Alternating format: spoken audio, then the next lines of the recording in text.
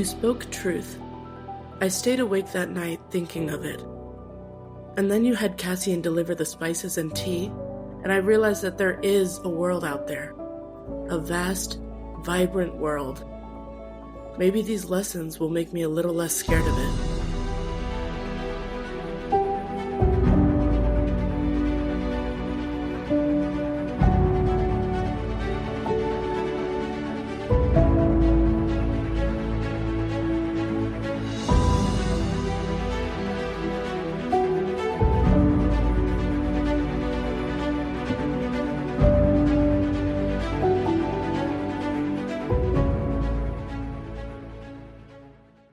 Hi, and welcome to Twin Flames Between Worlds podcast. My name is Tabitha. And I'm Liesl. Hi, and welcome to our 6th episode of A Court of Silver Flames by Sarah J. Maas. Woo. Welcome back. Yay. Now we're actually on track again.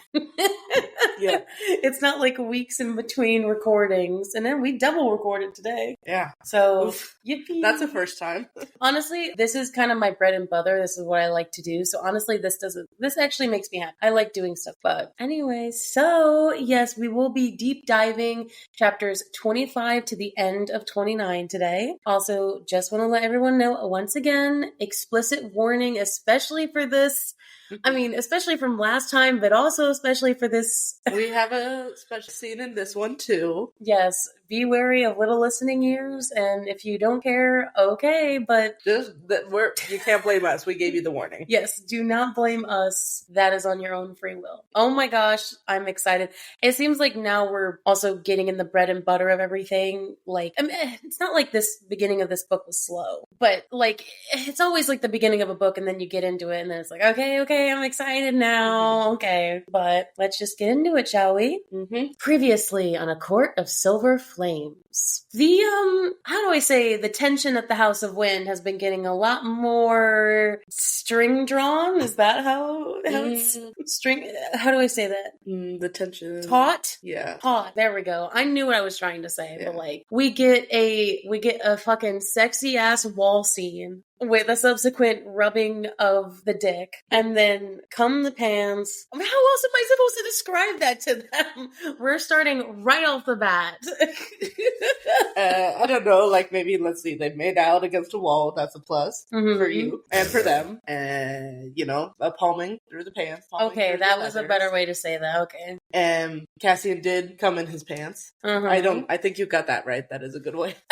There's no other way to say it. Unless you want to go like all fancy of like, you reach completion. He climax. Oh god. Not Sarah in this book though. She's going full hard. Yeah. I'm like, he just came in his pants. And then we get a lot more of the lore behind this, and it's kind of like the big crux of this book, right? The sex is in there, but then Sarah J. Maas brings up the actual story and plot of what's going on. In between the sex. Yes. Is that the Dread Trove is these 3 new mystical objects that the crew, and specifically Nesta, have to find, and they're kind of hanging it, and we get into a little bit more in this chapter that they're kind of manipulating her by using Elaine in the line of fire to get her to do what they want. Saying like, Elena's gonna do this if you don't. Yeah, and so we get more into that in here, but also we get a lore dump about the Dread Trove. They're looking for, it's called the mask, the harp, and the crown. All objects of mighty power that if Briellen, the big villain of this book, gets them, that's bad for, well, the whole entire world, basically. Not just Prithian, because Briellen's over on the continent. Right, because again, another war is brewing, right? And then during this time, we also learn that Feyre is preggers. She's pregnant, and that's why Rhys has been a very protective asshole. More than usual. Which, again, gets brought up once more in this section.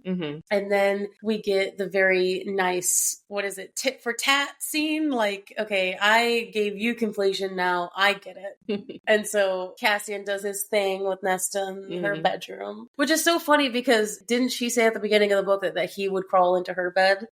Does that really mean she won? I don't know. I don't know. I'm not sure about that. Well, because he did pounce on her and crawl in her bed, so I'm gonna say that's a win. But then she was also the one begging by the end of it, so Does it really? They both kind of won and both kind of lost. Right. I think that was like round one. Oh, okay, for now. And it seems like Nesta is growing again. Her training is going pretty well. And then we get this very big revelation by the end of the section that she does this kind of, is it reverse psychology to the priestesses? And it's like, she makes it so that Cassian has to come down there into the library, and they kind of do this faux lesson in front of the priestesses so that they know how he kind of acts with her during instruction. Just a little demonstration. He has no idea, so he's acting genuinely. Mm-hmm. And who's the one name that signs up for the training? Miss Gwen. Gwen. Oh my goodness. And then it just ends Gwen and then part 2. Yes.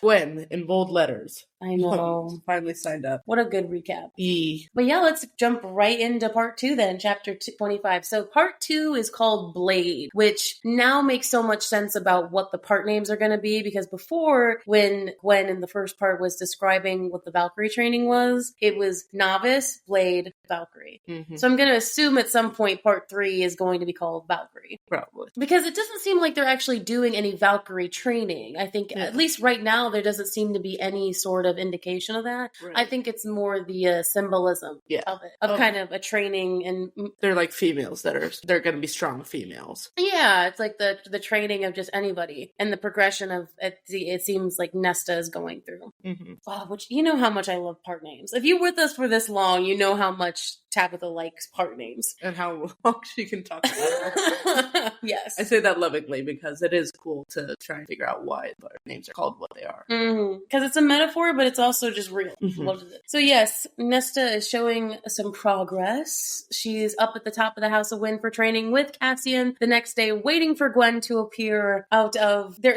Like, it's just, they're just waiting up there for her to come up the staircase. And she's so nervous. She's like dancing on her feet. And Cass is like stop moving around. You're making me nervous, okay? Obviously, Gwen is also nervous because, like, this is her first time being outside in a long time. Mm-hmm. Like, outside. Because in the sunlight. I couldn't imagine being down under a mountain for so long and then... I mean, they have windows in their room. But that's not, like... That's not, like, actual sunlight. No. Because, like, what if you're on the side of the library that doesn't have direct sunlight? I know, then you're just screwed. Yeah. But I kind of like how when she pops out, like, she gets, like, another descriptor of her red hair and blue eyes and all that. Yeah. Nesta being like, hello. Welcome. Thank you for actually showing up. Well, and so it's interesting because this was kind of my thought. This seems like such a stupid idea, but like that she's doing training in her robes. I was like, well, she probably does need different clothes to train, but Cassian makes sure to tell her that, like, I can train you in the robes. Like, you can be whatever you want to be to feel comfortable. You don't have to have these tight, sexy Illyrian leathers on. Yeah. Doesn't need. Right out of the gate, Cassian being very sweet. I also consider they probably don't have any other clothes, really. No, they probably don't. It's literally just robes. They probably have, like, bed robes and then their work robes. Or I feel like normal robes. That's going to change. Probably. Gwen doesn't seem like the robe type of girl. No, I don't think so. But I also was thinking, because if it's really hot outside, I bet you'd be fucking dying if you're working out in robes like that. Yeah. I mean, wouldn't you in the leathers too, though? Because they cover all your skin? Yeah, but at least, like, you wouldn't be in fucking thick layers of stuff. True. Like, I would and then confined to movement. Like, the leathers are made for you to move. That's true. Again, it's hot because it's leathers, but I don't know. I don't think so. They need to get some AC up here. I mean, they have the wind. It is called the House of Wind. Mm-hmm. And so it's like, I forgot how it feels to have the full sun upon my head. Forgive me if I spend some time gawking at the sky. Oh, that's kind of sweet, though. I just love how it goes from, this kind of awkward intro to, like, okay, well, we'll see about whether or not I want to get leathers, to Cassian being like, all right, ladies, Nesta, show her, get your feet out. Get your feet out. What the What the fuck? And she's like, Gwen's like, feet? I promise it's not a weird fetish thing. You'll see. You'll see. Everyone starts at the basics. You gotta call it footwork, not just feet. Yeah, no, he literally just says, okay, Ness, show her your feet. The fuck are you? It's like, Cass. Okay, maybe you could say, all right, we're gonna begin with footwork. Right. That makes more sense. But that wouldn't be Cassian. So. No, it wouldn't be. It seems like Gwen is very much natural. A natural to this kind of, she seems like very balanced balanced and very light on her feet versus Nesta was she had to get taught harder. Like it had to last longer. So Gwen is catching up to her quicker. Yeah. I think also part of it might be because Gwen, while she was in the library, she's constantly going up all the stairs, going down all the stairs and lifting books and that kind of thing. So she is probably pretty fit already. So she would need to have good balance. That makes sense. Well, and Gwen talks about that at Sangrava, that they had something called groundings every morning, like ancient movements. It said it was not for battle, but for calming the mind. Movement to take us in and out of our bodies, let us commune with the mother. So, they did some sort of physical nature thing, but it wasn't necessarily what they're doing, because Cassian is treating them, not that they're getting prepared for battle, but he is training them like warriors would be trained. It's kind of like monkhood. You gotta go through all these specific motions as part of your daily routine. I like how she describes it as settling them back into the present world. Because I don't know, but there was I had a movement class in college, and it was specifically for theater. And it was one of those things where we kind of had stuff like that, where we got all pent up and whatnot. And then at the end, we would just have this movement where we're getting back into ourselves instead of being in character, settling back into Tabitha or blah, blah, blah, whoever else it was. So I'm not going to name names on right. podcast. And then, why did you sign up? Because I don't ever want to feel powerless again. Aww, which is what she said the last time last episode, but what she said in the last chapter to Cassian when he talked to her. That's so nice. That makes me feel good inside. Yeah. It seems like Nesta is actually making an impact on these women. And especially even as we see it in these chapters, she is an inspiration to others. And I think that's an interesting conversation to get into when it comes to the other people who assume stuff about her instead of these new people. You know what I mean? And it's an interesting conversation. So Nesta walking into the Illyrian Mountains again. We're back up there because Cass is meeting Eris up here, which I was thinking to myself, why is Eris meeting him in the Illyrian Mountains? But they need to meet somewhere else but spring. They keep meeting up in spring just out of nowhere. Work anymore. They can't meet up in autumn. Meet up in the Night Court. They know him, so it's not like he's, no one's gonna tell. Although he's probably never been to Valaris. So I don't think he's been up to the Illyrian Mountains. I that's true. think so. But it's kind of like, well, we almost got caught before, so you're coming to us this time. Well, at first I was like, because that would mean that he was closer to autumn that way. So it's almost like, okay, I feel like every time we're going to get closer to autumn and then we're going to flash back to see him somewhere closer to our place. I feel like also because now it's Cassian meeting with Eris. When Cassian's meeting with Eris alone without Rhys, Cassian can't win versus Eris can win. Yeah, so it's easier for him to get up. Yeah, because otherwise Rhys would have to winnow Cassian or Cassian would have to fly. Yeah, that kind of sucks. I wish he could winnow, but oh well. So Cass is going to meet up with him. So Nesta, the first thing I thought before the scene even started, I was like, she's going to see Emery. 100%. I was like, especially now that Gwen has signed up for training, it's going to be like, hey, Em, you wanna join us? Fucking love this, by the way. Yeah. This trio was not what I was expecting when I read this first time, but it's a happy surprise. Another trio, but not the trio we expected. It's the trio we deserve. It is. So, she got cleared to go, and so he didn't question. I think Cassian was really happy when, Nesta has her own reasons for being here, and it was very cute that Cassian got a little happy. So she's like, can I go out, into the, I don't want to just be in Rhys's mom's house. I want to go out and go into the fray of Windhaven. Whereas last time she was here, she was like, I don't want to be in this crappy village. So unfortunately, it isn't just Emery there when she walks into the shop. Emery supposedly has a customer. Yes, a very drunk customer. I love how immediately, Nesta, it's good to see you. Nesta immediately clocks it as, oh shit, this person is not supposed to be here. Yeah, great to see you. Can you help me a bit? I mean, I'm not actually asking for help, but thank goodness you're here. It's actually, please, can you help me get rid of this person? Yeah. I don't need your help, but you should get rid of this guy. Also, side note, can I just also love how I put Eris ew? My notes. I love Eris, don't get me wrong, but at this point when I read it the first time, I was like, Right. Eris was still kind of the guy we're forced to be allied with to protect Feyre. Yeah, it was like, it wasn't even because of anything else that happens in this book that made it was just on a reread. I was like, I don't know, Eris isn't as bad as it seems. So, but no, for sure, the first thing I thought was you. So, Nesta knows exactly what's going on. There is a drunk Illyrian male in her shop, and obviously it does not look friendly. Yeah. I thought it was like is this drunk guy hitting on her? Is this drunk guy trying to, like, get with her? Mm. Well, I love how she describes him, a blandly handsome, dark-haired face. Blandly handsome. I love how immediately Ness goes up. It has very general thoughts about him, I'm gonna say. Mm-hmm. Like, general thoughts as in, like, Cassian general. Like, war general thoughts. Like, what kind of threat is he? Like, how can I take him out? Like, she's starting to have these thoughts now. Mm-hmm. And we all know that males hate to be ignored. Yep. Or disregarded. So immediately she walks up and she's just like, "Good morning, Emery. How are you doing?" Mm-hmm.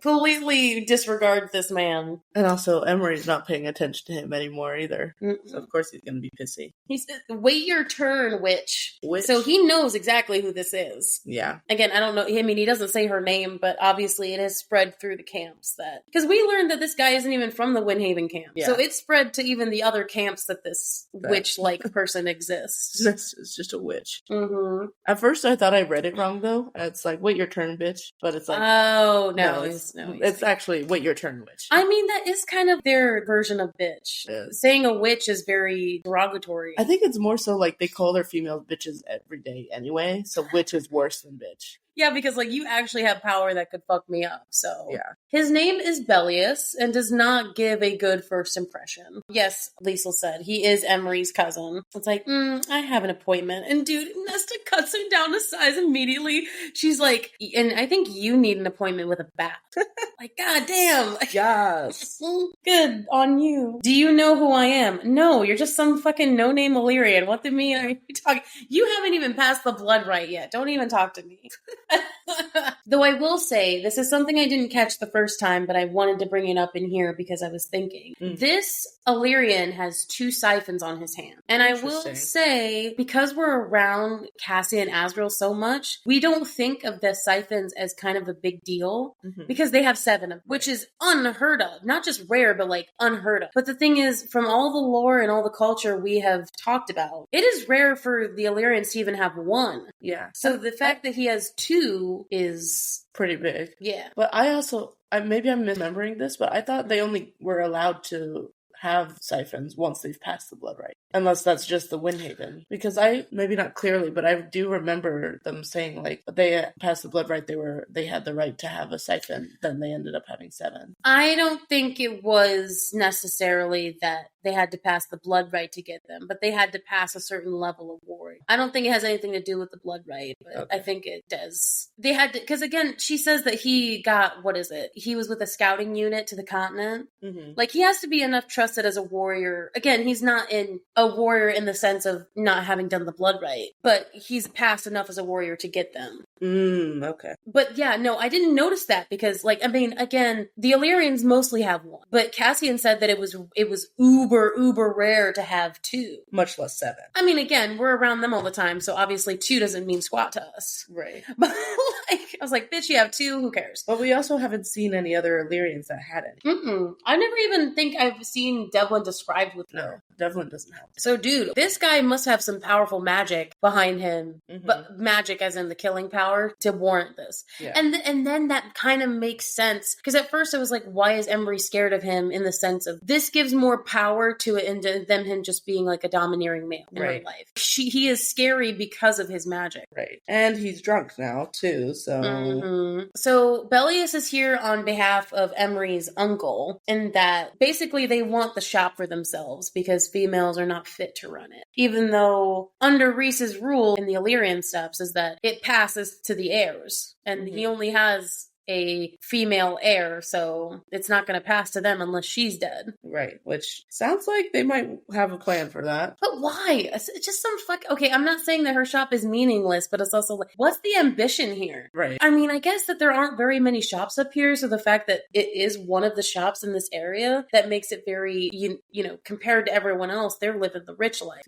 But I think it's literally just for rights at this point. I don't think it has anything to do with... And probably to put her down. Oh, you actually actually don't get this. Like, you're just a lowly female. Mm-hmm. I love how, well, so no, Bellius does call Emery a hateful bitch, which adds to your theory about them calling them bitches anyway most of the time. And I love how Nesta, she has this very like haughty laugh, and she's thinking to herself, you know what? Humans and Fae have more in common than I thought. Mm-hmm. Because even in their world, I mean, besides the human queens being women, it's women are not, even in their world, females are seen as lesser than. Yeah. So, though Belly is saying that he's going to take a part of the blood rite this spring, which means two things. He's either going to go out like a bitch, or he's going to be a problem in that, and he's going to want to kill people in the blood rite, like they talk about all the time. Honestly, gut instinct is saying that because he has 2 siphons, he's probably going to end up being a problem. Mm-hmm. I hope he then gets put down like... Yeah, I want him to go out in the blood rite. And I really hope we get to witness it. I don't know how we would, but... I know. But it's just like, come on. We've known this guy for like a couple pages, and I already want to see him dead. Remember we talked about like the Hunger Games? Maybe they have cameras out in the fucking Illyrian wilderness, and they're just watching it from... Maybe that's their form of entertainment. We don't fucking know. Like, I mean, it doesn't seem like they got TVs. That's the lords of Illyrian camps. The lords of each Illyrian camp get to watch. It's like, oh, that's a good warrior. Oh, I hope he dies. Oh my god. Placing bets like the Capitol. Do yourself a favor and get out. He's like, or what? I don't think you want to test me on that.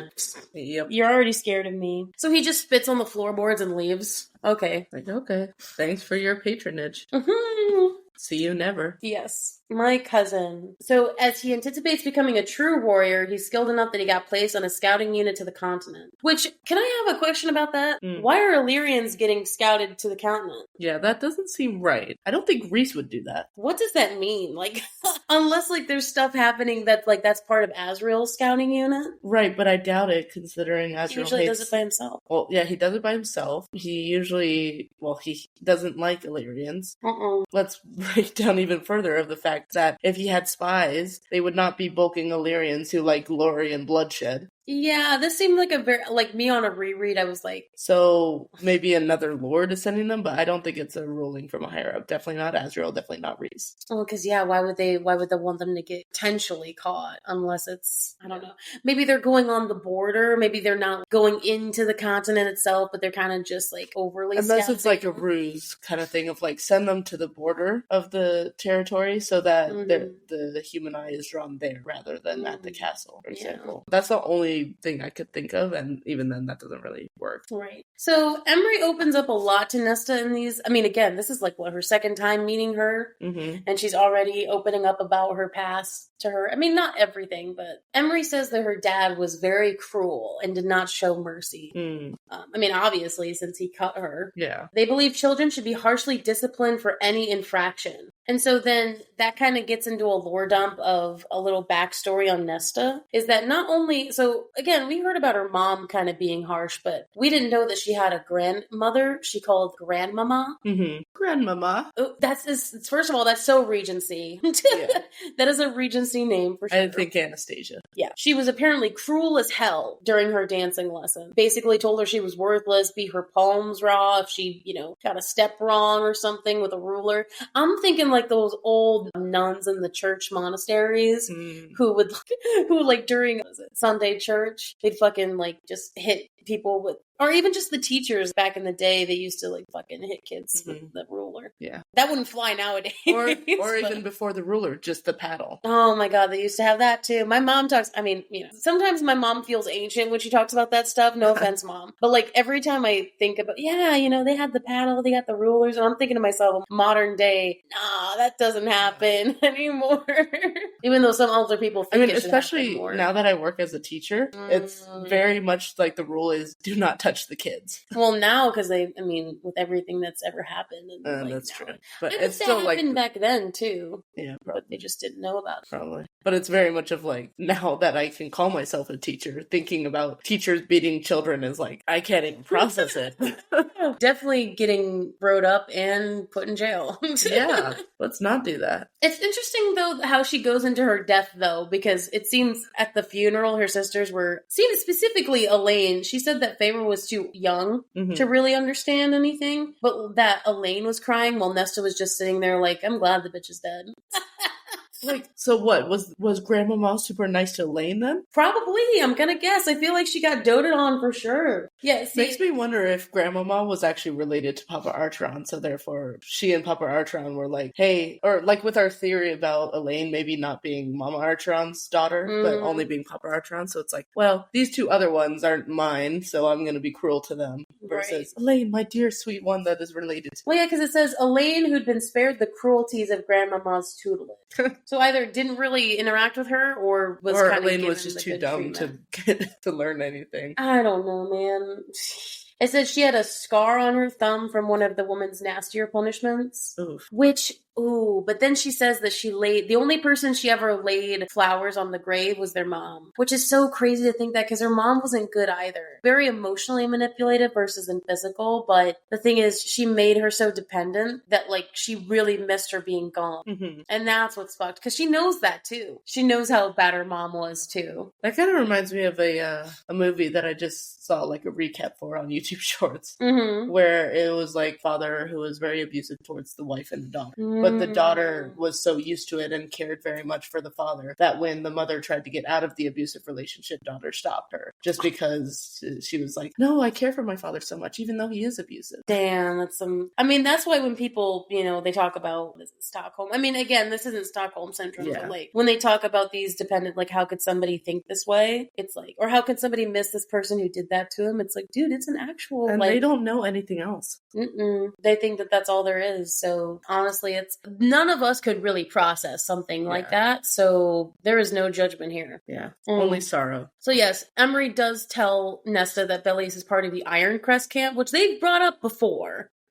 Is very much a warring camp that's also very much more conservative than Windhaven, which is crazy to even think, because Windhaven's bad. The fact that Ironcrest is worse does not give me hope. Yeah, no. It does, again, I'm going to say this multiple times, but it's nice that Nesta is seemingly getting more, kind? Yeah. Now? Or not even that she wasn't kind before. She was kind to them the whole time, but it's like, friendly. She's asking them, like, are you okay? And she seems like she's okay, but apparently she has these visits every now and then from her family to get the store out from under her, and it's like, it's sad, dude. It's more like are you okay here? It's like, no, I'm not. Rather than in the moment, are you okay from just this one encounter? But it's like, let's move on, please. I don't want to talk about this depressing shit anymore. Emery is sad that Nesta never came back, because she's like, why didn't, he didn't come back for training? Like, she even asked about the fleece leathers for her. Nesta says that I can't pay them back, but Emery gives her this, idea, not even just idea, but says, well, you can pay it back over time, because if it's too expensive for you now, you can pay it with your own money. Right. Emery saying that she could pay it off over time was something that nobody in the human realm ever gave her kindness about. Yeah. When they were poor. It's like, pay now or don't buy at all. Or it's like, oh, you're going hungry then. Okay. So you have chosen death. It's almost like she finds more, especially with these two women, she's found more kindness for her situation than she ever felt in the human world. Again, another point saying that she was meant to be Fae. Oh, yeah. So they kind of get this, there's a lot of flashbacks in this chapter, I'm not going to lie. Yeah. Nesta's getting Flashback City here, from her grandma to life in the human realm, all of it. And now onto this. It's like, yeah, no one ever treated them with that level of kind. Like, Favor kept them alive, but you kind of get a different perspective on this whole Thomas thing, because it seems like she knew Thomas had a big, hateful family. You know what I mean? But also, almost Nesta was trying to help in her own way of like, well, I'm pretty useless, but I could marry. Well, now that it makes sense about what her mom said that was useful to a family, whether or not you're poor, or, again, they're saying it in a very Regency way of, you're the oldest, you gotta marry for money. Like, her trying to marry Thomas was that equivalent of, this is me doing something. Right. And so to hear that perspective, it kind of makes the whole Thomas thing seem different from the beginning. Yeah. That from her perspective, it was her trying to do something. And basically, she says here that she was going to sell her body rather than let her sister starve. She does bring up Elaine, though, specifically. She does not say Feyre. She's like, rather like sell her body than let Elaine starve. But the thing is, because she sees Feyre as like her own person, so she's like, oh, she's fine. She knows Feyre can hurt herself. Which I'm not saying is good. No. I'm just saying that, like, that's why she doesn't, because she knows Elaine can't take care of herself. is stupid, Elaine. But at the same time, I do appreciate Nesta thinking about that. Did Elaine deserve it? But that's just a person. She specifically says Elaine meant everything, her body meant nothing. Oof. Which, I disagree. Ever heard of taking care of yourself first before taking care of others? Please. Because if you say you went out and did sell your body and then you had a bad encounter and you did not come back, then what happens to Elaine? Pro sex workers, but also be safe. Please be safe out there. They're fucking crazy people, I know for sure. Be safe with any job that you're doing. But I think what's crazy is then we get the full story and again, we don't get the whole scene rewritten, but we get the story of Thomas pinning her down, and she specifically he says, spiteful whore, you think you're better than me, acting like a queen when you haven't got shit. And she talks about how like she never can forget the dress tearing. Yeah. That she couldn't feel, or that she couldn't get the tearing of the dress, or the greed in his eyes. Probably mixed with lust. So we get the whole, I mean, again, trigger warning for anybody who's been assaulted, but it goes into this full scene. How he like pinned her down and then like the belt buckle, and it's almost like we're like in the scene itself with her. Yeah. And it's how survival instincts kind of went over and she bit down on his ear and ripped it to get away. He didn't need him anyway. He wasn't using him. No. But he loosened his grip enough just so that she could get free. Yeah. And then, of course, the ships came and everything was fine and there was lies and whatever. And she does seem thankful to Tamlin, though, that, he gave them the money because he took Feyre, their source. Yeah. Like, she even says that in here. That was nice of her. So, of course, and then she kind of pops it. She definitely had a zone out moment. Yeah. And then pops back into reality, and Emery's like, hey, you want to have dinner? And she's like, dinner? You're asking me? No one has ever asked her to dine. When have we ever seen anybody ask Nesta to, like, hey, can you want to sit down and eat? Right. Even Cassian hasn't necessarily said, are you coming to dinner? Right. He just expects her to either come or not. Right. And then when they're there, it's like, you gotta eat. That's no softness about that. Well, it does say, though, beyond Cassian, no one invited her to dine in a long time. Yeah. So it seems like maybe behind the scenes he said something, but it's probably more of a demand of like, come on. And it's the fact that nobody, and that's kind of something that gets brought up in this section as well, is that Emery doesn't know Nesta. She knows of her, but she doesn't know everything she's done. It's almost like she's getting a fresh start with these two women, and she's happy that they see her as just a girl and another kind of kindred soul in that way, instead of as Feyre's sister, or, this crazy witch who killed the king of Hybern, who has all this power, who's cauldron maid, or... No, she's just Nesta. She's not Nesta Archeron, just Nesta. And it's like, I would like that. So it also seems like Emery lives in this house, too. Emery is kind of living in this house. It makes sense, have the store in the first floor, and then have the apartment above. Oh, for sure. I actually think that that's very cute and quaint. But see, Emery has a garden, too. And the funny thing about Emery's garden is that it's actually for useful shit. Like for veggies. For veggies, for food, for spices and shit. While Elaine just has this fucking flower garden for no purpose. Except for just aesthetic value.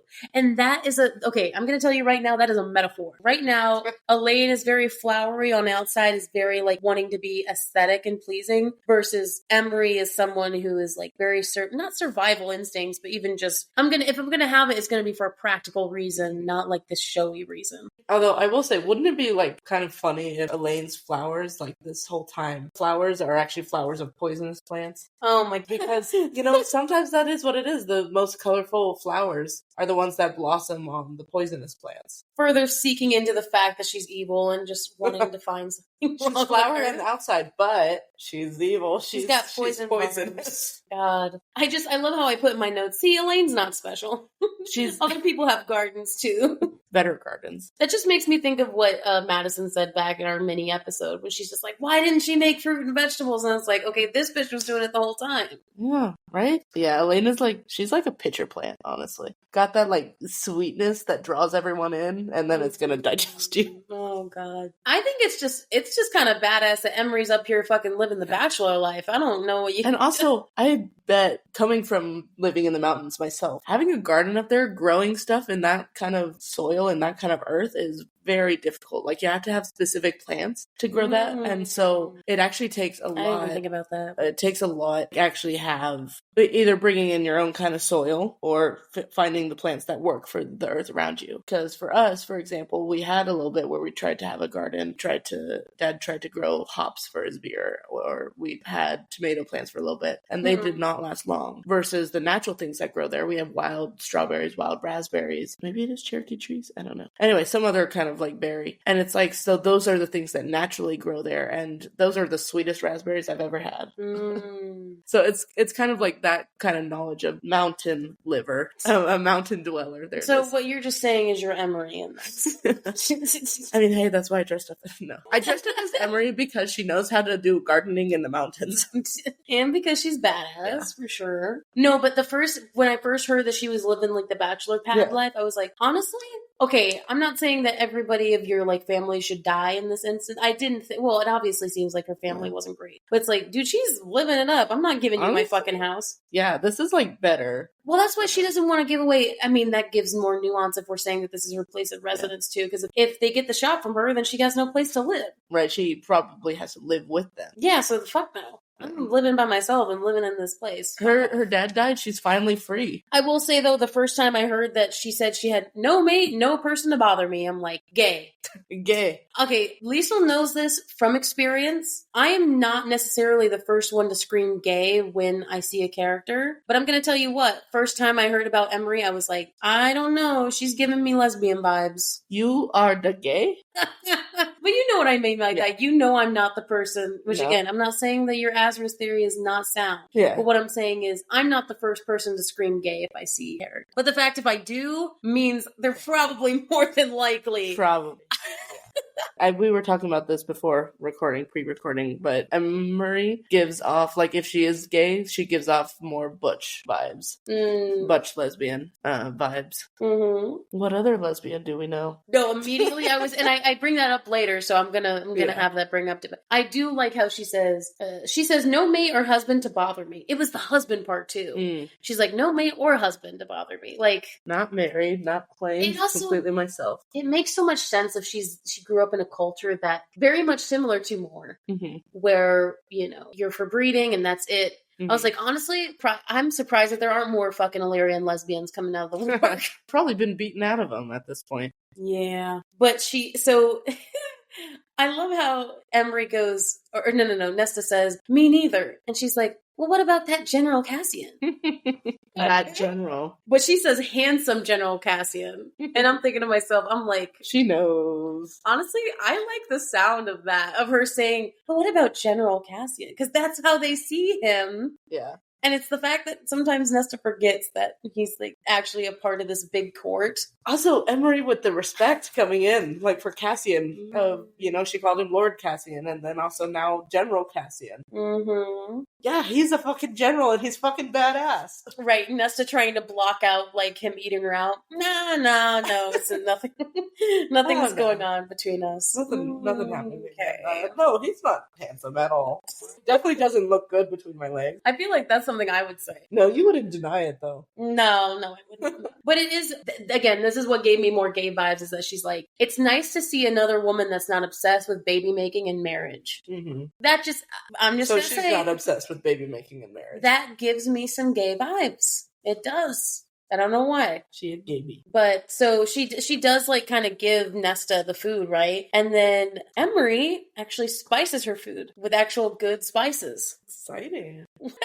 She's got spices up there. So she can cook. She can cook. Dude, spices are hard to come by in the war camps, I'm going to assume. Like, I mean, if we remember with Farah, even then she was, I only remember the spices from when Father brought them in his trading. So it's like, even for like Farah down in the human realms, like spices were rare for that. Mm-hmm. So I can bet in the human realm, up in the Illyrian Mountains, spices are not. Right. So then Nesta kind of goes into this rant about, not even just rant, but about her father. Mm-hmm. Even though Nesta seems to, I mean, obviously we know Nesta didn't necessarily hate her father. At least now she doesn't. Mm-hmm. Maybe before, but how she still thinks about him fondly in moments before they were poor. where it's like, oh, you know, my father was called the Prince of Merchants, and, you know, not only did he have, because again, if we're thinking about an ancient, even ancient history, not only were riches and gold something that was very heavily prized, but spices are very much a very historical, when you read back about even like the ancient civilizations, spices were a very big commodity, and that's how you knew that somebody was rich. Not only based on wealth and gems, but because of the spices and what they, because that's how you know people had been places. Silk Road is what Yeah, very much so. So it's not, I'm thinking of the Indian Trading Center. I'm thinking the boats. Yeah. I'm thinking of that because it seemed like there was more of a boat theme here. Yeah.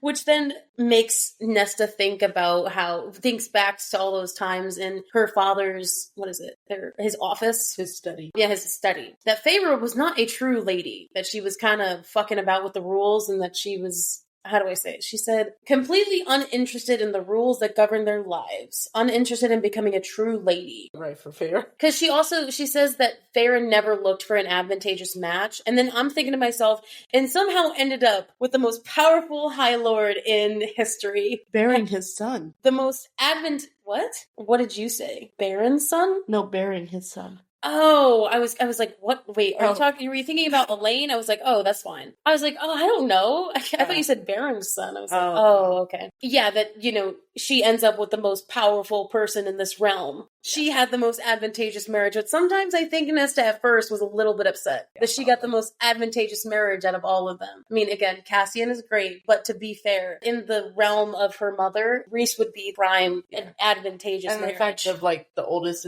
she was raised as the oldest, of course, and the oldest is the one who's supposed to marry first, but actually their youngest marries first. I'm glad, I feel like, that she's kind of spitting on her mom's grave here and going with, obviously, the best man. Yeah. But that she's falling in love for love and not marriage status. Right. But the thing is, he made his own status. He's a fucking general. He's a prince. Like, he earned it. He earned his status. So I feel like she's winning anyway. But not that she needs to win. But Nesta talks about how, you know, when she was in those meetings with her father, that she was trying to scout men. Be like, okay, that one would be good for a match. Because that's what she was taught to do. Yeah. Versus Feyre was like, ew, why are you thinking about that? And it's like, why are you thinking about men? Why are you so selfish? And from Feyre's perspective, that's how she sees Nesta. Yeah. But she also wasn't raised in that same way, so it gives their characters a little nuance there that we didn't have before. Right. And Nesta, it seemed, never got to travel with her father. They, you know, father was always traveling without them. Mm-hmm. He could have fucked along the way. Maybe he was cheating. I don't know. I don't know. But then this is where I'm thinking, okay, this is very similar to Morgan, and that's why I think that I'm shipping them, even though we haven't seen them together at all. No. I'm thinking Emery wants to travel the world. And like the way she talks about in this section where she talks about traveling makes me think of Morgan so hard. So I'm like, I think I see where this is going. Two lesbians travel in the world together. And also, like, Moore has traveled a lot throughout her life, so it would be like teaching Emery, or telling Emery all of her stories and adventures. It's bringing her along all the places that she wants to go to again and show her what's a whole new world. Yeah. Dude, didn't we sing A Whole New World, like, somewhere again in this book series? In this book series? I don't know. We did it, like, the first season. You did, I remember. Oh, book series, yeah. Not in this book. Yes, in this series, yeah. In our seasons. We've done that before. I did it, I think, first or third. We didn't do it in the full. That's true. Well, here it is, back again. First time you've started it, though. That's true. Apparently, Elaine wants to go to the continent, which, again, she brings up, which I'm thinking to myself, I'm like, okay, she's gonna go to the continent. That's where her theories pops up. If you want to watch those, they're in season 3. But this is, like, furthermore cementing the theories that we already had, that she's going to end up going there eventually. Yeah. For better or worse, we don't know. I'm leaning for worse, but it's okay. Though I will tell you, Uh-oh. I didn't realize this, but that there are 2 continents. I didn't know this. There are. They describe the main one, but we don't see the other one. They say, because if we look at the map, there's Prithian, and then there's Hybern, and then on the other side is the continent. But that's not the whole thing. No, it is cut off. There's another one. There's another continent underneath that one. And what does that fucking make me think of? Southern continent. I swear to God, I'm going to say this here and now, because I think I'm allowed to say this, because this necessarily isn't a crossover thing. I think that the map in Throne of Glass, which is Sarah's next series, is flipped. And that Prithian looks like the world in Throne of Glass, but it's flipped. I told you, I've been around a long time with this. But yes, though she does bring up like this mysterious lost cousin on the Archeron side, her mother's side. Because she's not mentioned again, but they do bring up her name. Her name's Erston. Ugly name, by the way. Like, I'm sorry to any Erstons out there. I don't think there's any Erstons out there. But it does sound kind of made up. It's like she sent letters when they were poor to this lost cousin and said, "Can you help us?" And then never responded. Oof. I wonder. I don't know. Every time they bring up just a random character like that, I'm like, maybe there's nuance to that. Either dead, Fae? doesn't care, or they're Fae. Fae. That'd be interesting. So they got one other cousin. Besides that, that's just them. Yeah, that they know. Sisters. Yeah, that they know of. Don't forget Aunt Ripley. Yeah, the made-up aunt. What if Aunt Ripley's actually real? So, again, we get more about Emery here. Emery's mom apparently died giving birth to her, which is always sad. Yeah. Because it seems like they don't really have healers up here. It almost seems like the Illyrians have more death of the mom on the birthing bed. Yeah. Because they live up in the fucking middle of nowhere. And they don't necessarily take care of their women in that way. And so she did have an elder brother. And I'm not going to lie, I almost teared up at this. Because I wonder if her older brother would have been... What if her older brother was good? Because it says that her brother died 10 years before she was... I wonder if he was alive, would he have stood up for her? Right. And not getting clipped. I feel like 100% he would have. And that's why the fact that he died beforehand. Because if he died after she was born and he was still cruel, then it wouldn't hit as hard. Yeah. So she would have had a potential ally, but then she lost him. Right. Like, oh. She only had her shit father, which sucks. Yeah. God damn. And of course, she doesn't bother with the rest of her kin. Because why would she? It's like, yeah, we don't fuck with the other side of the family. They have no right to the shop anyway. They still try to pester her. Or they try to pester her and get her to marry a man so that he can run it. I'm like, what the fuck is your problem? They don't like a female who's independent. They don't like her bachelor style. They're vultures. It seems like it feels bad that Emery is missing Nesta. But it's almost like, hey, you know what? You can come up to your training and see me up there if you want. But I will say there's a good detail in here that Emery drinks tea to help the pain in her wings, that there's an actual pain to them. Because again, this is our first time even seeing a character with clipped wings that we're hearing experience from. And so apparently hers are so botched that she's got to have tea to kind of help with her pain. Right. Do you think she would ever leave the mountaintop? Leave in the sense of like not live there anymore? I think she would remain living there. I think she would maybe be open to like going and visiting other places, and like she wants to travel. But I think being able to come home to her shop, to her home, is like going to be an important thing for her. That's interesting that you say that, because I don't think she gives a shit about her shop. Maybe. I feel like it's because like she takes like pride in the fact that it is hers, solely hers. Like what I'm saying is, of course she's prideful in that it is hers, but it's not because she inherited it. It's not like she did it herself. You know what I mean? It is a remnant of of her father that is still almost hanging over her head in a way. I don't think that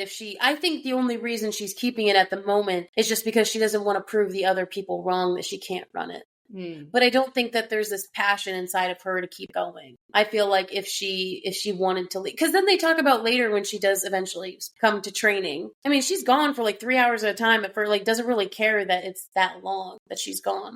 That's true. Like I just don't think that I think that there's trauma tied to the place, that it's almost like she's kind of spitting on her father's grave and a fuck you kind of, I'm running this thing. But it's not like there's passion for the work itself. It's a place for her to stay, and it's a place for her to make money. And because she's a powerful woman and independent, she wants to show that she can do it. But I don't think that there's a fiery passion behind the work itself to be like, this is what I've always wanted to do. Right. But I think she would like want to come back to her home though, because it seems like, you know, she's got her garden, she's got a place where she can cook the spices. As it turns out later, she likes to read. So I feel like it's about like having a place to herself where there are no other, like no one telling her what to do. Like it's her safe space in a way. I guess guess that's where I'm disagreeing with you, because I don't think that place is necessary. It is hers because she's had it. I don't think that place is home to her. I feel like there's another place that's home. I want her to live with more in that fucking estate down in the middle of nowhere, like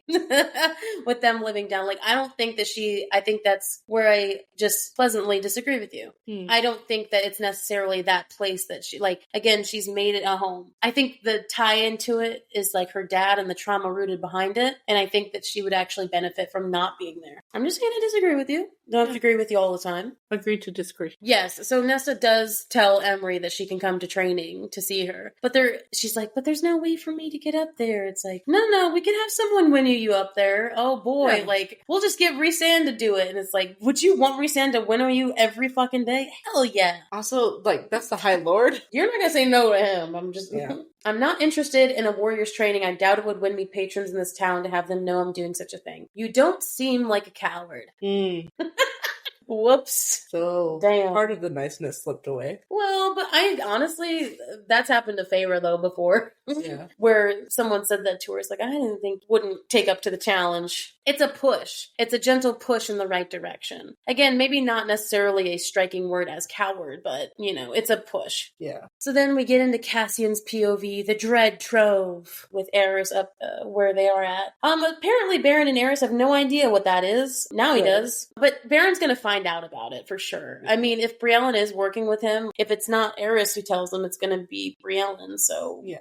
So they're kind of spitting at each other, he would have told me, blah, blah, blah. Would he, though? I'm not going to tell him a damn thing, but the fact that Briellen is actively hiding her larger plans from him. Is this why Morrigan is back in Valahan? I'll do that. Don't ask about more. Yeah, not in front of Cassian. You're gonna get hit one of these times, and I'm not gonna be upset about it. The thing is, I think he's just asking. That's the thing. Well, I think he's probing. Yeah. It's not that I'm not saying that was a genuine ask, but I think he's also probing for information too. It's like, is this why Moore is back in Valahan, or is she hiding from me? Because he hates being in the dark. As someone who has grown up in Baron's court, knowledge is literally the key to survival.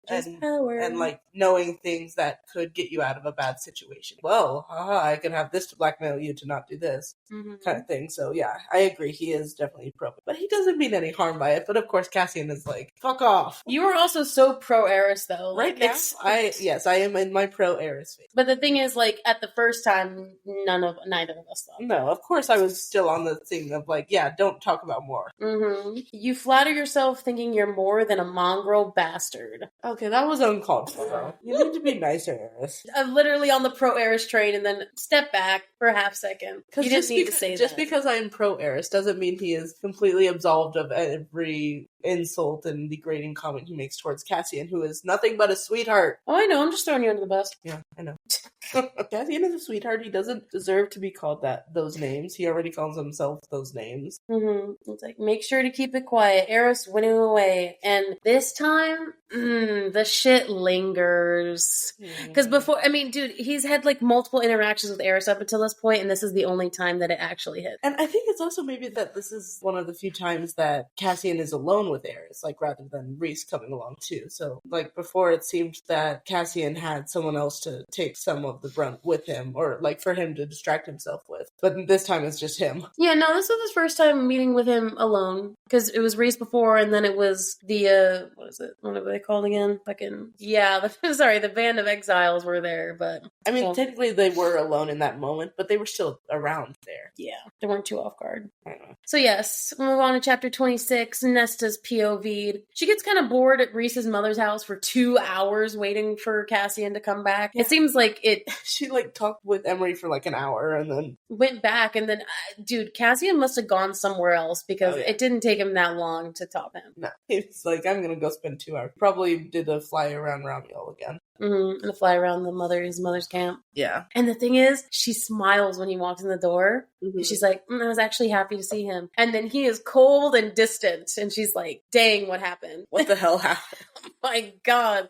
It's so crazy to think of Nesta with happy energy. Yeah. That it's like... They've like flipped. Wait, what is wrong with him? And the thing is, she cares about what's wrong. Yeah. And she doesn't even really process that. She's like, no, I'm really just probing. I want to know what's wrong with him. But why does she want to know what's wrong with him? Because she cares. You care, bitch. She truly cares. Okay, we already figured it out. Book should end here, right here. But no, we're going to keep continuing this game. Yeah.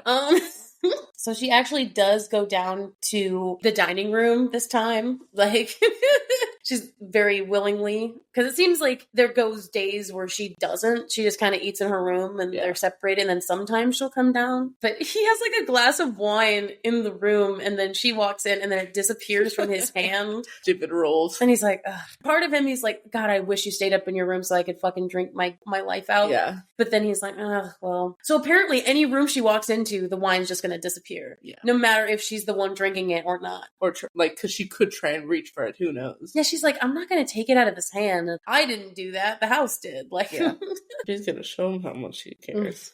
Nesta kind of talks, I think at first tries to kind of, what is it? What did they call that? Interrogate. No, she tries to distract him at first. She's like, oh, I asked Emery if she wants to come train. And, she said no, but you never know. I could change her mind. Would somebody winnow her down to Valaris? And he's like, yeah, someone could. She's like, okay, what's wrong? Yeah, that didn't work. What's wrong? Tell me. Because all he says is sure, and then she's like, okay, well, that didn't work. It bothered her more than it should have to talk about what brought about that bruised look on his face. It's like he looked wounded, and she was wanting to figure out what was... It was like very much a inner scar, not like a outer scar. Yeah, we already know that she hates seeing him hurt. Mm-hmm. So this is like seeing it in a very mental way. Yeah. The fact that he's shocked that she notices, I mean, I don't think he's shocked that she notices. I think he's shocked that she's acknowledging it. And is trying to bring it to light and make him talk about it. And asking what's wrong. He's like, oh yeah, she says, why do you look so battered? It was that line that I really liked. It's the ugliness of his fucking soul. I don't care if he calls me a mongrel bastard. He goes into it. It's not that Eris is... It's not like their dance is a problem. It's that he feels like he's unprepared for this. This is not him. This court politics, this kind of reading in between the lines about... He's very much to the point and very clear. Mm-hmm. He doesn't like to play these pretty little words to kind of get a jab in everywhere. Yeah. So the fact he feels dumb handling him, and he feels dumb when he confronts him, because he always feels like a step 5 or so steps behind what he already knows. Which is dangerous as a soldier. Yeah, and so he doesn't like not knowing and not controlling that. So at first she's like, I can't stand to see Cassian like this. She's like, why don't we just kill Eris, right? What's to stop us from killing him? Huh? You still need him right now. You're just like, no, don't kill Eris. I need him for my ship. That's the only reason I need him alive. I know. No, he's important, right? Well, he's important to them because, like, they need him for information. Yeah. But it's what Cassian says that really proves that he's... Mm-hmm. He says, I'm not going to kill him because that would prove him and his ilk right about me. Yeah. About the fact that he's just no more than a warrior brute. And I'm sitting like... Solving all the problems with violence. It's like, no, he wants to solve it the right way. It's like, oh, that's so cute. Oh my God. And okay, I have to give this quote because it's beautiful. Mm-hmm. And SJM's writing. Cassian was good. In his soul and his warrior heart, Cassian was good in a way Nesta knew most people were not, in a way she knew she was not and would never be. Yeah. Aww. Which is true that he is a good male, but also not true about him. Yeah, no, she's like totally bringing herself down, but it's the fact that he is a good man that would prove him and his ilk right about me. It's just a good fucking line. We're getting water because we know where the scene is going. I mean, you know what happens. My God. We'll talk about that since we didn't really talk. That was pre-recording with John. We didn't actually talk about that. Anyway, she is going to do anything to get this look off his face. Go ahead. Take it away about what this scene means to you. So, when she says she's going to do anything, that does mean anything in this moment. So before I started ACOTAR, way before I started ACOTAR, this was like back when Tabi and I were first kind of starting to become friends, and it was just like, what are you into? And she's like, Well, I was listening to the graphic audio at the time. Yeah. She's like, have you heard of something called graphic audio? I'm like, I have no idea what that is. She's like, here, let me play this for you. Let me play a clip for you of what I've just recently been listening to. Mm-hmm. And then she played the graphic audio of this scene that we are about to talk about. And that was my first exposure to ACOTAR ever. It was a graphic audio scene of sucking a dick under a table in the 5th book that I wouldn't even get to. So it's like, then when I finally started reading ACOTAR, I'm like, wait, when do I get to the part where she sucks a dick under a table? And the thing is, I remember my exact reaction of, I had no idea who Cassian and Nesta were at that moment either. So I'm just like, I remember thinking that these are 2 characters. I don't know who they are. And wait, they're at a table? Are they like under the table? Are they like leaning against the table? And like, I still remember a very visceral, very vivid memory of hearing this for the first time. And I'm like, okay, so that's new. Because I'm not really an audiobook listener in general. Mm-hmm. And so like hearing like that act out, even that made me blush a little bit. And listening to the graphic audios usually actually don't make me blush that much unless it's talking about Azrael's few words. I keep for the most part, I'm able to keep most of my reactions and my emotions inside, keep a mostly blank face for the most part. But I remember listening to that and being like, wow, that's... She had a very me reaction to that. Right, which was very new for me as well. So that was my introduction to ACOTAR. And then I'm like, you know what? I might want to read this. I think it was so drastic to what you thought I was talking about. Yeah. So then when you listened to it, you were like, holy fuck, that's a lot. It's like, okay, your reaction is valid. Are my cheeks red? Yeah, because I knew I didn't see your face. It was just audio. Yeah. So I knew I didn't see your face. Yeah. So anyway, so that was my introduction to ACOTAR. That's how I first actually heard about ACOTAR. So now we finally get to talk about it. 5 seasons later. Behind the scenes, we did tell that to John Bertullo, and it was fucking hilarious. Yeah. I was telling him that because he's like, wow, really? That was the scene you listened to? that was your intro? He's like, what a ride. I mean, yeah. It's like, yeah. Okay. Good thing we were listening to this after we talked to him. Good fucking God. And the thing was, you didn't even remember that was the first thing that you showed. I didn't remember. Then I remembered. So when I brought it up to John and I mentioned that, she's like, wait, really? I was so embarrassed. Like, in the good way of, I'm telling this to like an idol. Oh my God. But anyway. But now we're gonna get into it. Honestly, just gonna be first, badass. The fact that she's like, okay, I'm gonna take care of him. Yeah. Not in a pitying way, but so she like just stands up. He's like fucking tense because he's like, am I gonna get a lap dance? First of all, I also appreciate she didn't go straight to the dick. I know, she didn't just grab it. She just... Well, she did grab it, but not just grabbing it. It was very lovingly. She kisses his neck and then licks him in a very possessive way. And I just thought, holy fuck, she's gonna suck him off right here in the middle of the dining room? High five! Dude, I feel like you've only seen that in porn. Right. I feel like you've only seen that in porno, and then it's like happening out here, out in the real world, and I'm like, right. Wow, Sarah, this is very, very well done. Well done. You wanted this scene to happen. Because, dude, giving head is a very intimate thing. Yeah. That always scares me. Like, I'm not gonna, and again, virgin energy, but like, that's a very intimate place to be. It's very vulnerable. Because it could get to a point where it's very controlling. Yeah. The guy, in a very nasty, weird way. Yeah. It could be very controlling. Right. First of all,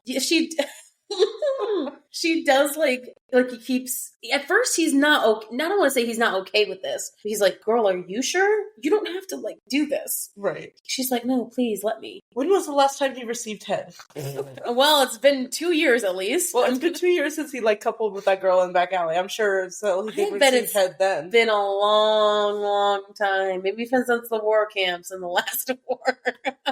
War camps in the last war? That's 500 years ago. Damn. No, I'm sure he's had head since then. But I know, I'm just joking. No one like Nesta. Apparently she's good at... Dude, if she was going through the streets of Alaris, dude, she bet she was giving heaven to everybody. Yeah. Like, she's a pro at the shit. Yeah. I just thought it was... But, like, she insists. Like, she pleases him. She's like, please let me. And at that point, he's like, oh, there's nothing. Okay. So he just lets her...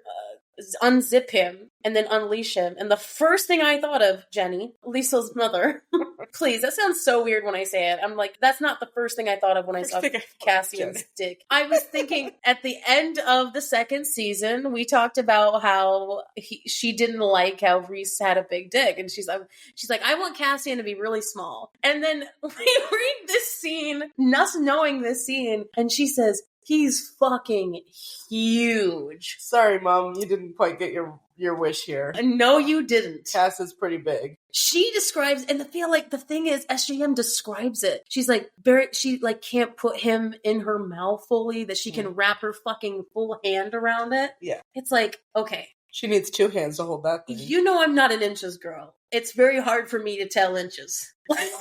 But I'm going to assume that is... She's like showing me with, okay. I love how her first reaction to that is, well, I'm going to have to reassess. She's like, can I fit this inside me or not? I don't know. And I do appreciate kind of like the realism of, I don't know if I can take all of him all at once. I'll have to work up to it. Like, oh my God. But the fact that she's kind of just, like you said, really, nonchalant about it, she's and very really real about it. Like, okay. Though I will say, okay, maybe this is a random thing that when I wrote these notes, but I don't know why it like struck out to me, that she says that it was softer than velvet, but harder than steel. Is she like petting his dick and saying, oh, it's really soft. Dicks aren't usually soft. Is that what she's saying?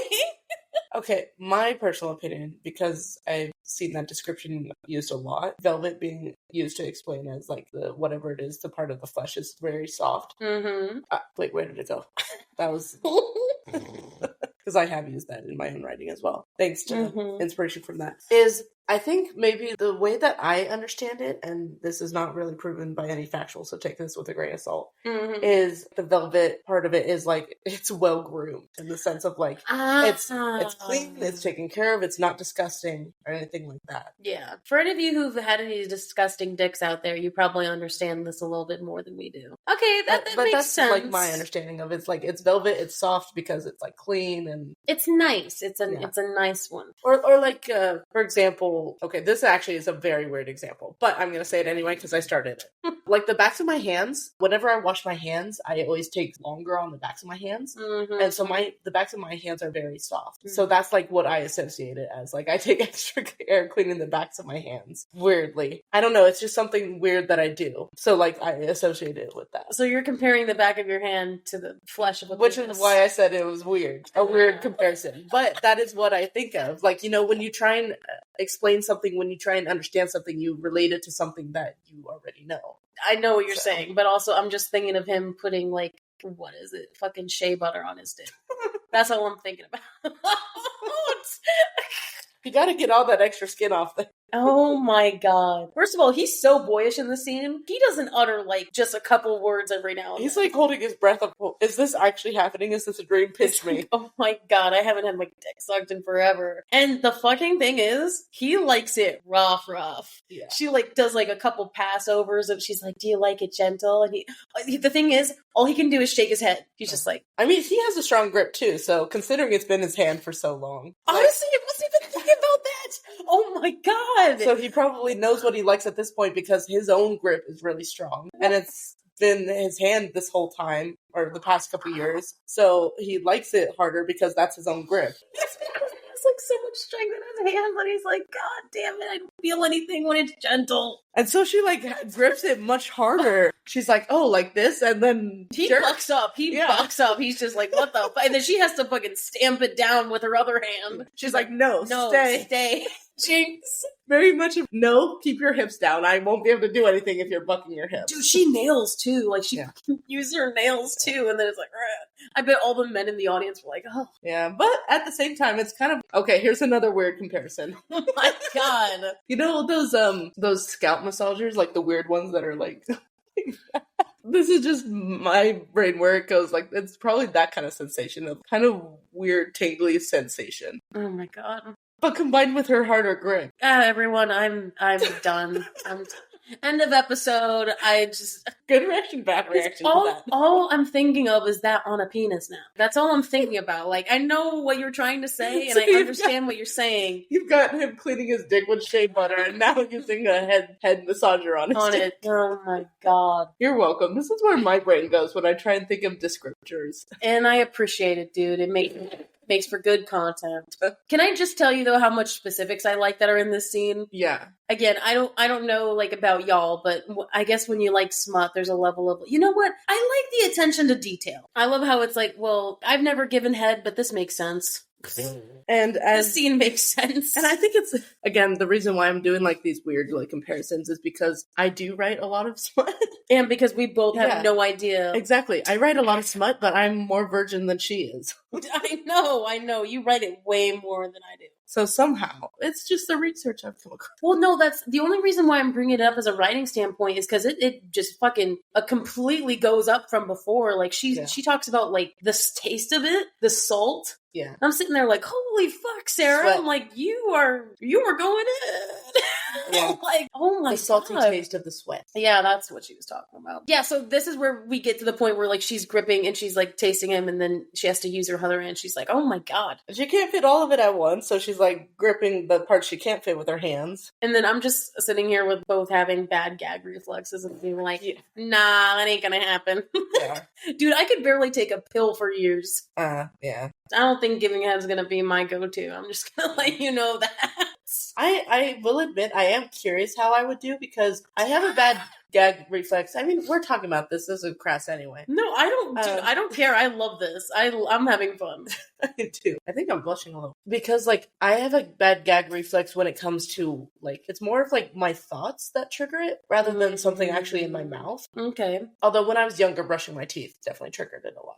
Oh, that never happened. No. Which is why when I was younger, it was so hard for me to brush my teeth because I was scared of my gag reflex triggering me to throw up. Because that did happen a lot. Now I can almost, well, I can, quote unquote, I can. I don't like to do it. But sometimes, like, when I think of, like, certain things, I can, like, I don't know how to describe it, but, like, I can imagine it and then it feels disgusting. It gives me, like, a visceral feeling of disgust, and then I already feel nauseous, almost throwing up. And that's like without anything even. So it's like purely from thought that I almost trigger my gag reflex to throw up. Oh, see, I don't have it that bad. Right, but then it's weird because then when things actually go in my mouth, like, I can take pills easily. Like, I take pills every day. So it's like, so it's really, weirdly, it's not about anything in my mouth anymore. It's just about the thought of it. So that's why genuinely I am curious how I would do if I was given head. I know, me too. High five. Weird, really weird, but sorry for going. But this is why people like us. Okay, we're being real. Okay, this is the real talks between friends that just don't usually happen on live. And hey, if you're curious what virgin thoughts are.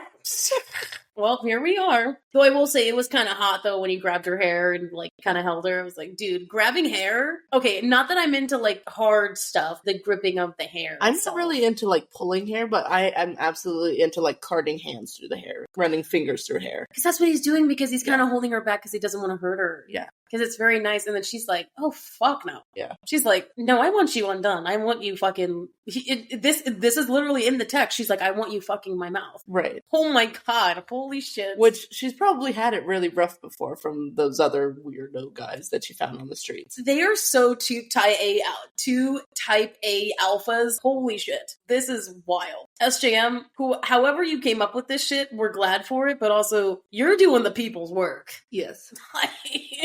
Very much. What people want. And Nesta is horny. She is, but she's also like... She's trying to please him. This is a very attending, caring thing, even though it's very smutty and sexy. Yeah. Which kind of fits with their dynamic. If she wants to care for him, but right now she doesn't have the verbal skills for it. She doesn't really have she's not a hugger. No. So it's like, well, what other skills do I have? What can get through to him? What can make him relax? Oh, well, we've started exploring sex. Let's try that. Maybe. Hell yeah. I like how they have a build up to this. Before she didn't do that either. Like, this is very much their first time of doing this. Yeah. So he unleashes himself. Dude, I forgot that this room was a room full of windows. Yeah. Yeah, it has an entire, I think one of the walls is completely window, and then there's windows along the other two sides. Anyone could just fly in or like fly around and see them. But the only people who'd be flying are like Reese and Az. Yeah. I mean, Az does live there, so... Oh my god. First of all, that made me red. Because I was just thinking, oh my god, I couldn't imagine. But they don't care. They don't care at all. I mean, this is kind of hidden under the dining table. What if Cass has his back to the windows? This is why Nesta needs to live up in a place where, like, she can't live in a New York apartment, is what I'm saying. Like, she lives not with a skyscraper right across. Luckily, the House of Wind doesn't have a building right across from it. Good God. She needs to be away from the general public. Because I don't think... She doesn't care. My God. Exhibitionism. And yes, very blatantly, he fucked her mouth. Also, I'm not gonna lie, she does the real life thing about not forgetting the balls when she's sucking it. Yeah, which I do appreciate that. I appreciated that too. I was actually kind of happy about that. Yeah, because she don't leave the balls out. Oh my God, I feel so bad because I just talked with my dad the other day, and he's like, "Oh, I barely got through to her talking about her masturbating." I'm sorry, Daddy. I'm sorry, Mom, too. Oh my God. Listen to your daughters talking about this. Hey, I'm not on the pole yet. Not that there's nothing wrong with being on the pole, but I could be telling them something worse. Yeah, true. And yes, he comes in her mouth, and she swallows every bit of it. Holy shit. Yes, she had her dinner. I hate you. I hate you so much. Oh my God. She didn't even finish her dinner. No, she had a full meal right there. She didn't eat it all. I fucking forgot that. No, she just had her full meal. What are you talking about? Oh my God, I hate you.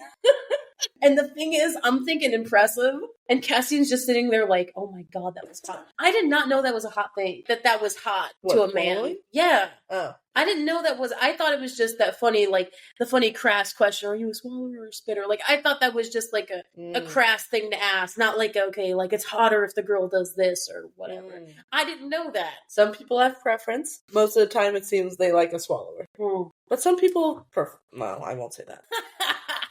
Yeah, we're already going in deep. So he does want to, like, though I will say, like, during the scene, the few sentences that he does say, I want to come inside you, whatever. Like, he's like, I want to, like, be in you when I'm done. So he wants to fuck her on the table. He's, like, about to do it. I'm dying. He's like, I want you to take your pants off. And she starts to take her pants off a little bit. I am dying at this description of him saying, he's like, I don't care if my dick's out. Like, he just stands up, and she's about to take her pants off. Also, I'm sorry to the neighbors.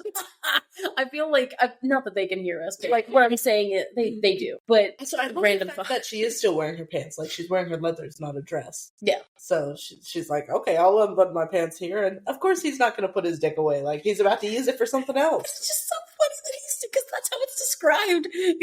It literally says, Cassian panted, not caring that his cock was still out. Only that she was mere inches away and he was going to return the particular favor she'd given him. I love how he's just standing. I can see the visual and I'm laughing. And so the thing is, she's like, okay, I'm ready. And then all they hear is the door shutting and footsteps. And I love what's so funny about this is that he says, by someone who knew how to keep quiet. Yeah. And was giving them a warning that he was coming. And making sure that they heard that he was coming down the hallway. At least he's considerate. He came way too late, I'm gonna say that. Again, he was right on time for the sex to stop that. But holy shit, that was so funny. He's taking his chaperoning very seriously. Like, this foreplay stuff, okay, fine. But the actual sex, he's gonna pause that for a little bit. Cock blocked again.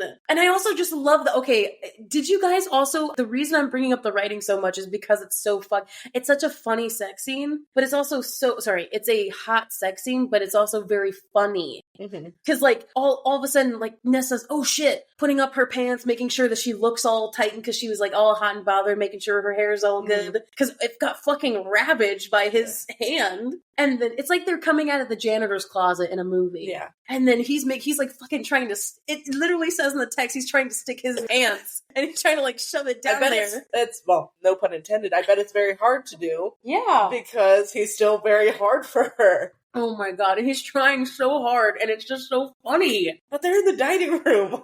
And it's like, good evening. It is perfect appearance, my dear Azriel. Oh my God. And then Nesta does not even fucking say.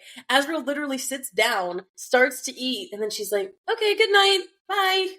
That's a me move for sure. Azriel. So nonchalant about that. I'm having fun and I see. It's like, since we love this, I'll say it verbatim. Thank you. Cassian says, thanks for that. I don't know what you're talking about, Azrael says. Asshole. Az chuckles. Don't show your hand all at once, Cass. What's that supposed to mean? Save something for later. Azrael takes a bite of his food. You let her suck your cock in the middle of the dining room. At a table I'm currently using to eat my dinner. I say that entitles me to an opinion. Yes, it certainly does. You're very bold to come and eat at this dinner table. Well, the fact that he's still eating there, he's like, I know this place risks the sex, but... before, honestly. And if you remember with recent Feyre, they fucked over that dining table. But they didn't eat there right afterwards. Right after, no. But I'm sure in sometime in their past, the three of them, and maybe one at a time, I don't know, probably had sex on that table. I think they're going in with the very theater perspective of everything is fucking tainted. Yes. So it's not like they can sit versus the River House, which hasn't been, well, it's starting to get tainted. But, like, the thing is, everything, like, so you don't think about that. I understand what you're saying. But also, yeah, I can agree that everything is kind of, okay, somebody's probably fucked here at some point in these 500 years. But I don't think anybody sucked him at the dining table. I think that's a very Nesta-only move. Yeah. Specifically sucking someone at that specific dining table. That might be it. And him. I just love the funniness of him just casually eating and then him being like, you know, you don't have to share even though what he's saying is comical, it's very true in the sense of don't give her everything all at once. You're giving her more, not that more than she deserves at the moment, but you're kind of jumping in full force instead of letting it naturally grow. Yeah, you're kind of trying to build up a little bit of the I think Az is kind of shipping them at this point, and I think he's like, okay, I want to see you guys build up the relationship first before you go straight to sex, because if it comes just sex, then that's what's going to be, and that also gonna tear you apart, brother. I can see that you want more than just the sex, and that's what's good about the writing, because it's genuinely funny, but it's also impactful. Please don't, because you're gonna get hurt if you do that. And I don't want to see you hurt. Like, you want to have her suck you off at the dining table? Fine. You want to sneak off to her room at night? Fine. You want to immediately go straight into fucking her without, like, talking about it? All right, let's back off a little bit. But you're going in with emotions while she is not. Yeah. At the current moment. Or that she even thinks that she's going in. While you are doing this full force with your emotions. Right. And I think because like we kind of talked about that, I think Az was listening in probably. He knew that they were doing it. He's a spy master. He's aware of everything. His shadows probably already told him that they were doing it. But I feel like it's very much of he could tell that Nesta was just doing it to distract him from his emotions. So he let him... Good thing. Honestly, good thing you let him finish and then he could pop in. Yeah. I let you have one thing, but then I cockblocked you for the rest of the night. Yeah. Well, she did help you, so I do appreciate that. I have gratitude for that she made you feel better, but we're not going to do anything more. Part of me thinks that, like, Cassian was thinking, God damn it, I'm not going to have sex for, like, with her, or we're not going to do anything for a fucking week because of that. God damn you. Because it seems like there's bits and pieces where they, like, do something or they don't. Like, at least a week. Yeah. He's like, God damn it, nothing's going to happen tomorrow. Right. Son of a bitch. Come on, Az is doing this for your own good. I know. But also, got past that, but also hella. Because we could go on that for hours. Yeah. But how do you look at him the next morning? Every time something happens and they go to the training ring, how the fuck can she look at him? Because I would die. And now they have Gwen. Yeah, and they have someone else there. Oh my fucking God. Do you think Gwen knows? I mean, I bet she smells the sex on them, but I don't think she knows what happened. No, I don't think she knows what happened, but I think also with Nesta working in the library, I think she smelled Cassian on her then too. Now, like, seeing them interact, I think she's gonna start piecing it together, because she's hella smart. Well, and that's why Emery and Gwen both brought up Cassian to her right off the bat, because they smell it on the... They're like, so, anything happened with General Cassian? Like, Cassian? No, it's like, okay, bitch. Yeah, lying. Sure. We can smell it on you. I'm sorry. You're not that fey yet. Yeah. But the thing is, it also is kind of a buffer. It's kind of good that she's there because she's hiding behind Gwen a little bit in terms of this. But so we're back to the reality again. So Gwen did ask Meryl about the trove, but there's no knowledge of it besides what they know already from Amryn. Yeah. So there's no new knowledge to gain from the books, and it doesn't seem like there's anything in the book. So it's looking less and less Nesta can weasel or find her way to get out of this and not scry. Right. There's not really another way. Also, Boldface lied to tell Gwen that there's not another way to do this. Right. She's like, oh, okay. So we kind of skip the lesson. We kind of get this now we're starting to get into very montagey moments where like we don't get the full scene, obviously. I mean, why? We don't get the exact details of every single training scene. But we get the crux of it, what was important about it. So it's like Gwen started on fighting stances and Cassian is now going up to Windhaven after their lesson because he needed to drop something off to the Illyrians up there. I just love how she's like, wait, you're going up to the Illyrian Mountains? You're not going to be back for dinner? Holy shit. You want another repeat? You want the same dinner you had yesterday? She's like, I can't stop thinking about Cass in her mouth. And she had to find release twice that night. That's like the Cassian equivalent of probably having to do it all night. Yeah. Holy shit. Again, is it only me? Please tell me in the comments. Is it only me or is SJM that queen of saying, oh my god, I couldn't stop thinking about how I sucked his dick? Oh, by the way, Gwen is 28 years old. Right. But also, how that is such a me thing of going, yeah, think about this and the sex thing and then, okay, oh, but by the way, what about this other thing that has nothing to do with that? But Gwen is around Nesta's age, like actually around her age. She is. She's a little bit older than her, around her same age. 5 years older, roughly. But in Fae years, that's basically the same age. Right. And it's crazy that she says, she's a nice girl. And then Nesta goes, oh shit, right, he's 500 years old. He is just a girl to her. Yeah. Which is so random to me because it's so funny because Cassian and Rhys both have that syndrome, and even Azriel to Elaine a little bit, of not thinking of them as girls. Yeah. Maybe it's because they're actually attracted to them, but it's like, because of what they went through as humans, they went through so much in such a short amount of time. So I'm not trying adults already. I mean, I'm not trying to make up for the age gap thing, but what I'm trying to say is that they don't seem like girls to them. Yeah, or like we only hear about them talking about, oh, this person is so young when it comes to someone else, not in their inner circle, basically. And so like Gwen, for example, it's like, oh yeah, she's a girl. She's 28, she's young, versus Nesta, who is even younger than her, but Cassian treats her like as an equal, like as an adult. Because he's into her, but also because she doesn't act young. She acts like a fucking old, grumpy grandma like Amren does. And that's what he finds out about. She's very adult with her actions. Oh, yeah. Under the table. Yeah. She knows! Yeah, but I get what you're saying. They definitely have way more experiences than like some of the younger Faes. Yeah. And it doesn't, so the other priestesses haven't signed up yet. And she does say that she's like, yeah, I like, and Cassian's kind of taken aback. He's like, I don't think I've ever heard you say you like somebody.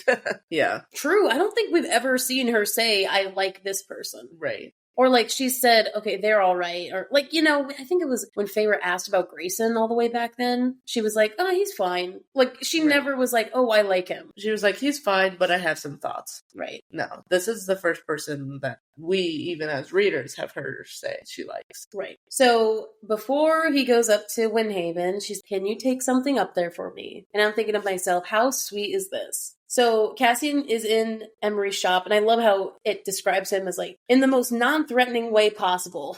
Because he's very thoughtful about how he interacts with these women. Yeah. And how this is where like the sweetness comes back. I can't believe we just had a dick sucking scene to then, oh my god, such a sweet boy. The duality! But I think he also considers all the Illyrian females similar to his mother. Yeah, and he treats them with very much respect. He's like, I don't want you to think I'm scary. I want all the other assholes to think I'm scary. Yeah. But I'm not going to be scary to you. It's like the whole thing of like, beware guard dog kind of thing, but turns out to be the sweetest pup ever. That's Cassian. Only to some people. Only to some people. So he is like laying the gifts out from Nesta to Emery on her counter, and it's like spices, tea leaves, a bunch of like different shit. And apparently the house gave it to her. Yeah. She went to the house and was like, yo, can I, because I mean, she doesn't have any money to go buy these things. She's like, can you just take it from the house? Yeah. Or the house just brought it up into thin air. Yeah. I mean, food comes from somewhere, so I wouldn't doubt they'd have spices in there. Right. But it could also just magicked it out of thin air. They're like, hey, we're friends, right? Can you help me make a care package? I was like, can you get me some cumin and turmeric and shit? Because it's sweet because they just talked about that. Yeah. This is as much friendship as I'd ever seen Nesta really give anybody. Yeah. And it's out of the kindness. I mean, it is kind of to entice her to come, but it's not necessarily a bribe. Right. Because she's trying to show her that she listened to what she had to say and that their talk meant something. Yeah. It's like, well, you can thank her by coming to training. It's like, dude, I would have Reese fly me and winnow me instantly. If I had to get Reese to winnow me up to the fucking training ring every day, hell yeah, I'd choose that. I mean, she doesn't know that Reese would be the one to do it. But if I knew, I'd be signing up immediately.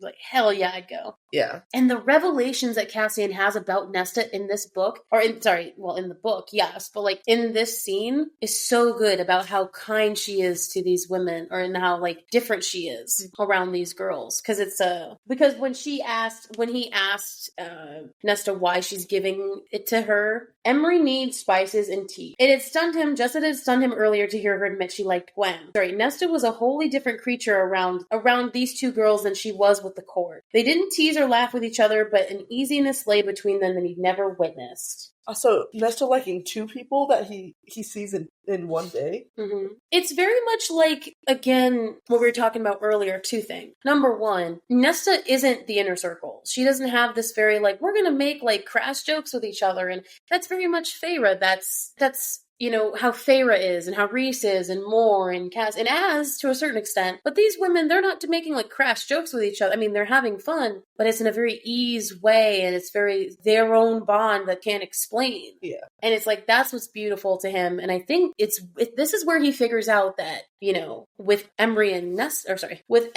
Gwen, she can just be Nesta. Yeah. Like you said, not Nesta Archeron, not Feyre's sister, not the High Lady's sister, not this, beast. Or not even just beast, but this very powerful, creature. Scary, creature of sorts. She can just be herself. Yeah, I think, what I was trying to say is not her mother's creature, just Nesta. Yes, I think I know what you're trying to say. And that kind of triggers him. He's like, is that why she went out in Valaris and did all those things?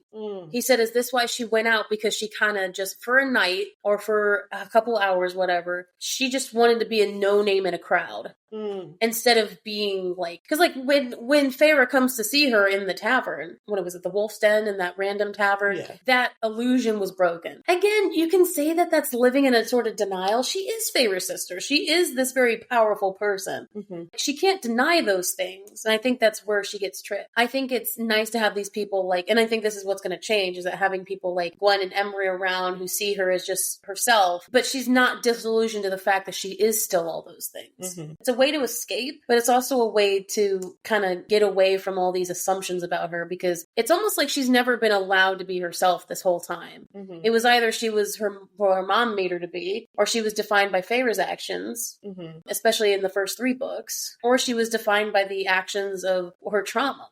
It was never just her. Yeah, she was never allowed to be her own. And that is fucking powerful, dude. That's where, like, this whole book, that's kind of the big, I'm forgetting the literary term, but it's like a constant metaphor throughout this, a theme, let's say, a theme throughout this book. Seeing Nesta like this, and how she's sweet she is, and I love how, in one of these moments it's not sexual. He's like, I just want to hug her and kiss her. I'm like, he wants to dote on her. He's so, like, again, we love the sex. Don't we, we obviously talked about it for so long, but I'm saying it's very sweet that whenever he sees her in these moments, he just wants to grab her and kiss her and be like, this is my woman. Like, I'm proud of her. There it is. And also, just subtle side note, she did not suck your dick for pity. No. Because he's a little worried about that. He's like, I love the specific quote of it. He says, in pity, fuck, if she sucked him because she pitied him, nah. Nah, couldn't be. That's so fucking funny, I'm not gonna lie. So then, of course, Emery is kind of left with that ultimatum. Not even ultimatum, just like, okay, well, let me know if that changes. To Nesta the next day at the top of the House of Wind. And everyone, she sees everyone and they're happy. It's like, Gwen is happy, Cassian's happy, and then we see Emery next to, with a water in hand. Yeah. That was quick. I didn't think that was going to happen that quickly, but I'm happy it did. It's been 2 days since Nesta was up there calling her a coward. And then she's all good. Yeah. So I kind of like how all the sisters, I'm going to call them sisters because that's how it makes it feel to me. Yeah. It seems like all of them have a different journey. It seems like Gwen is more stable than the others versus Emery is very awkward and unbalanced. Yeah. I don't think Nesta was that unbalanced. I just don't think she had much practice in it. I mean, she was a dancer, it makes sense. And her body wasn't in shape. Yeah. Versus Emery has an actual deficiency because of her wings. Yeah. And this is like at the top, right? It's like they're doing everything. Cassian is soft when speaking about Emery's wings. He's like, He's mad, but he's soft to her. Yeah. He's like, ugh, it's your wings. Not in a disgusted way. Right, because he's like, it's not your fault, but it is because of your... But in a disgusted way of he's disgusted that this happened to her. Yeah. He describes it as the wings kind of serve as a counterweight to the rest of her body. And when you get clipped, there's a very bad, not even just like in flying, but there's a bad imbalance to you. I mean, part of that is when the wings get clipped, it's clipping a certain tendon. And tendons serve multiple purposes in the body, not just for the range of motion, but to, tie everything together. And I guess in a way, actually, it is the range of motion because it allows the width of movement. And you often see it with, like, birds, actually, as you see when they land, they often, like, move their wings around to adjust and make sure they're, like, balanced wherever they just landed. So if she doesn't have the ability to move her wings in as much of a range as, like, she would have before they were clipped, like, of course, that makes sense why she would be off balance because she can't adjust herself. I mean, it's also the equivalent of losing a piece of yourself, like losing a body part, because it's like whether or not it's like health imbalance or whether it's like an actual physical imbalance in the body, there has to be a way to compensate that. And I think it makes us more angry as a reader to know that, okay, they're already clipped and they can't fly anymore. But now they also fucked them over for like their whole life because they're at this constant disadvantage of being unbalanced. And I feel like that makes it more aggravating to us. Not only aggravating to her, but this is really the first Illyrian that we're working with that in training. Yeah. And it's like, that means she's going to be a fucking badass. Yeah. She's going to learn to harness that, kind of like Nefel. Kind of in a way of making her disadvantage into an advantage. Yeah. Or it's going to be the case of, like, she's maybe even, it's not going to be as noticeable as something like with what Nefel did, but it's going to be like, oh, she just has to, say, because she can't extend her left wing as much, she just has to adjust where she leans more to the left when she fights. So, like, something simple like that. So it seems like Gwen and Em are really quick comrades with each other. Yeah. Like, they kind of just immediately hit it off, which I'm thinking to myself, okay, this is going to be the version of the Cass Reese Bat Boys trio. This is going to be her training trio that they go through shit together, I'm going to assume. So something that we go into a little bit more about Embry here, about the wings getting clipped. We get some more nuanced information about this. I love learning lore. Yes, we know.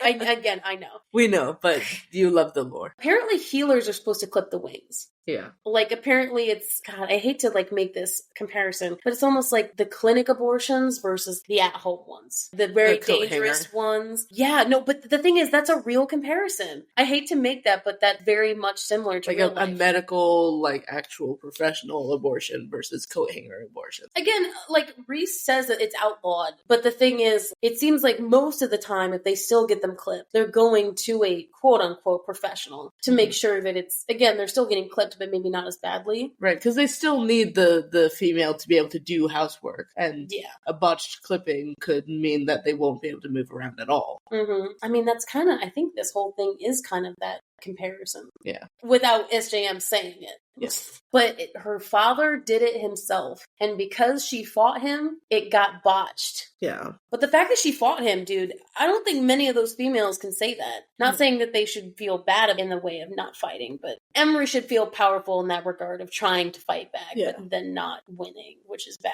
Yeah. And I like how they're talking about this because this is a real issue, especially in their world.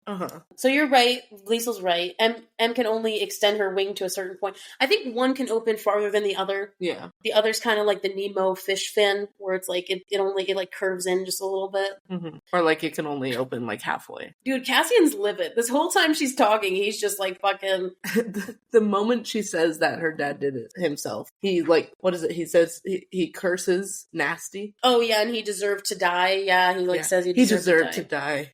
And then Emery's just, he deserved to die a long time ago. Well, she's implying that, I'm glad you brought that up, she's implying he did other things to her, which I'm fucking scared to learn what that is. Yeah. Because I don't want that to be I feel like it's going to be a bad thing, but I hate to make it seem like it is. Yeah. Oh, gross. Cassian is being that very good male, right? He's getting protective over her, and he wants Maja to look at her wings. But the thing is, she's already done enough for today just coming here. Yeah. Like, he's being a little bit overboard. I mean, we know that he has good intentions. Yeah. But he's getting a little bit, he needs to stop. She will ask for a healer if she wants to, or like maybe another day when she hasn't already like done a lot. He's kind of pushing his luck. Yeah. And he doesn't really know that, but then the girls kind of throw her a lifeline into like, let's get out of that tough conversation. Let's talk about other things. Yeah. Do you like romance books? Hey, do you like to read smut? And I like how they both notice it. It's not just Nesta, but Gwen notices it too. Mm-hmm. It's like, Gwen's like, do you have libraries in Illyria? Yeah. No, she's never been to one. Do you want to go? Because we work in a library. I live in a library. It's like, First of all, this was such a you move. She says, I live up the mountains where there's like no entertainment. Of course I fucking read. Yeah. Dude, all I do is garden and I read books through the mail service. Nice that there's a mail service. Right. Which is wild. I wonder if there's like an Illyrian mailman. One in the fucking shorts and like a UPS Illyrian mailman. Well, that mailman is paying visits to the female. Oh my god. So they bond over, well, first of all, it's very much Nesta and Emery bonding over the romance book. She's like, do you like romance? I do too. Like, did you read da-da-da? Which author have you read? Have you read this author? And the fact that they bring up the author's name, I'm not gonna lie, I'm like, what if they meet that author in person? Like, what if he is alive still? I mean, I wonder if it's a fae. That opens up the realm of, there's fae authors. Yeah. I wonder if they're just gonna see him at or what race of fae they are. Yeah. I wonder. Yeah. Imagine if they were Illyrian. I don't think they are. I don't think Illyrian's right. Or they were human. You never know, man. A ghostwriter. He pretends he's fae, but he's actually human. Yeah. But I think something interesting and very thoughtful that they bring up is that Nesta in her mind is like, ooh, I don't know if Gwen would really care for a romance. Mm-hmm. But Gwen surprises them. She's, because the thing is, Emery doesn't know. Yeah. Because she doesn't know about the lore of the priestesses and their... Yeah, the attack. Or not even just... There is a commonality or common knowledge in Valaris that if they're living up at that place, something sexual assaulty has happened to them. Yeah. I'm going to assume. In that manner, that's like kind of a common thing among them. Yeah. So she doesn't know that, but she's she doesn't shy. She's like, if you haven't read romances before, I can bring this next one tomorrow. Assuming that she's coming tomorrow, which is very sweet. And saying like, oh, you can start with this one. It's very mild. It'll lead you into... And Nesta kind of tenses up a little bit because Gwen doesn't know. But she surprises them both. Surprises Nesta at least. She's like very eager to read it. Yeah. Like, oh, I don't really read much romances. I either read adventure stuff or whatever Meryl has me read for lessons or for work or whatever. Yeah. But she's very happy to read it. Yeah. It's like they're going to start their own fucking book club. And she's like, what? His name is, what is it? Selin Drake. Yeah. I don't know why I was thinking it was like a Drake in one of fucking Kier's. Imagine if there was just a poor fucking bastard living in the Court of Nightmares that was just writing smut.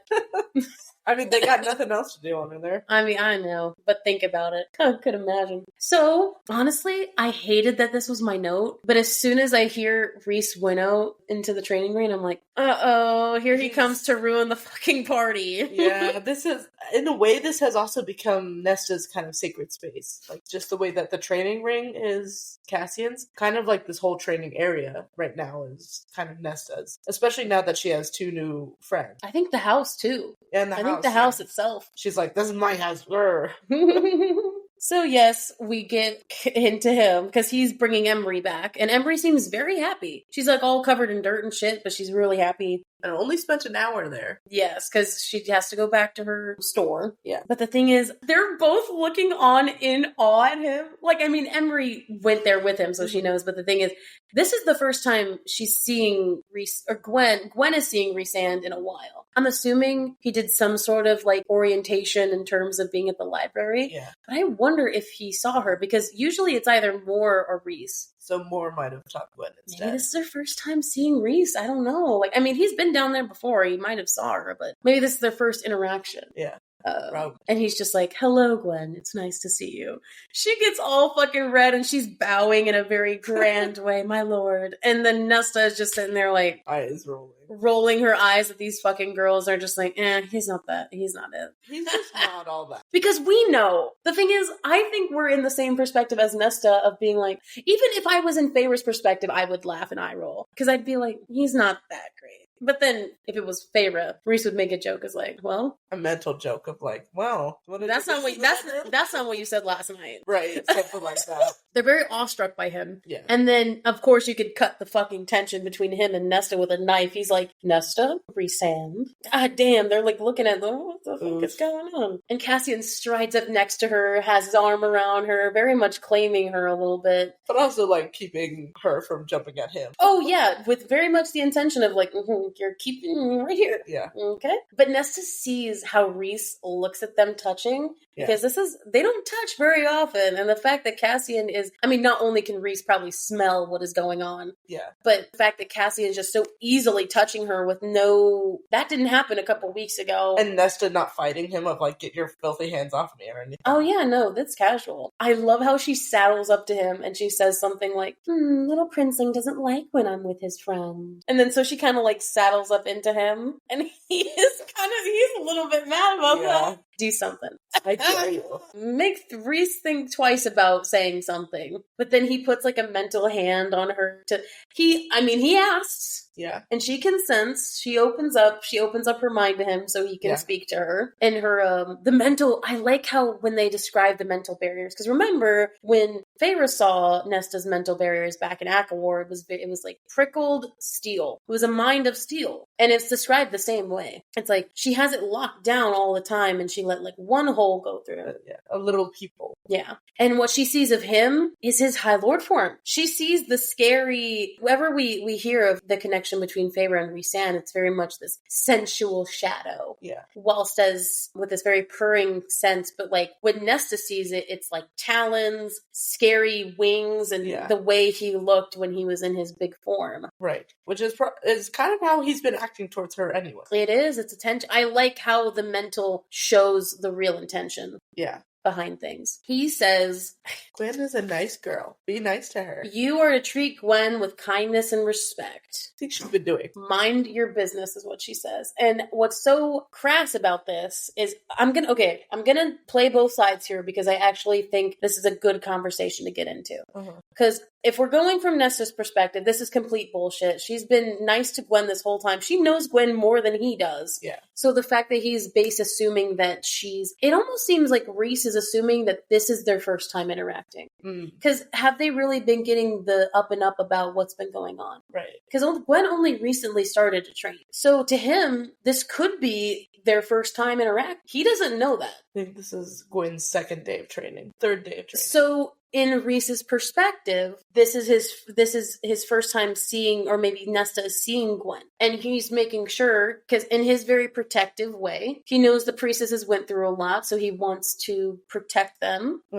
So based on that, his assumptions are bullshit, because as for what we know. Yeah. But to be fair, he does not know. Right. Although he doesn't try and know. No, I mean, he makes his base assumptions and they're completely wrong. Yeah. But the fact that he immediately thinks the worst of her, and Cassian says that. But again, if you look at from Rhysand's perspective, all she has been is nothing but nasty to all of them, but not to them. But he doesn't know that because he hasn't seen it. Yeah. Cassian is the only one who has seen it. So, and it surprised him too. So to him, honestly, why would he think she'd be any different? Right. In truth, if I'm playing his advocacy. But obviously, because we know, it's like, why are you assuming all this stuff about her? Do you think I haven't been treating her with respect? What the fuck? Probably. Though I do appreciate, though, how when he's like, okay, let's go. And they're about to leave. And she's like, I don't know how Feyre deals with all these people looking longingly at her mate. And I'm sitting there thinking to myself, staring at my fucking phone, being like, you have Cassian, girl. Again, it's not the same as Rhysand, because Rhysand is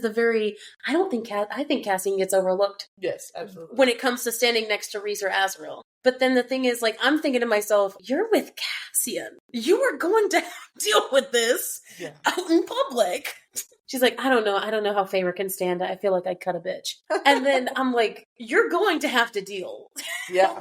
This is going to happen to you. I love how I put in my notes. I was like, you have one, dude. You have a hot Illyrian. So I do appreciate the specifics in this scene of like how she wants to talk with Gwen one-on-one. Or sorry, she wants to talk with Emery one-on-one a little bit. And then she leaves Gwen. And she doesn't do it on purpose because it's not like she's like, oh my God, I'm going to leave her with these men. But she kind of forgets herself a little bit and leaves them with her. And then Gwen feels a little weird. So she kind of lingers away from them and kind of is off on her own. And she's like, no, I'm going to make a mental note of that. I'm not going to leave Gwen alone again. But she says the two most trustworthy males in the realm. Yeah. She respects Rhys. Yeah, hella. she does, even if she doesn't like him. She wonders what happened to Gwen that would make her make her even scared of the two most trustworthy people, males in Prythian. Yeah. Something must have been terrible that happened to her to make her get that nervous. Yeah. And the thing is, Nesta doesn't dislike Rhysand because she even commends him for all he's done. He is a loyal, just ruler. Yeah. He's great as a High Lord. He cares about women. He cares about his people. The only thing she dislikes about him is his smug attitude. Yeah, he does have that. And that's fair to dislike, but I think they assume Nesta means like hate when she says dislike. Like, I dislike this about him. Well, that's his whole personality. He's like, no, she can respect that he is a good person and a trustworthy and a loyal male, right, but not like him. Right. I could tell you many of boyfriends that I didn't like because of their attitude, but they were good people. Right. What am I supposed to say? I'm not dating you. Like, I don't have to put up with you all the time. I don't like you. So, like, this is why you are not with me.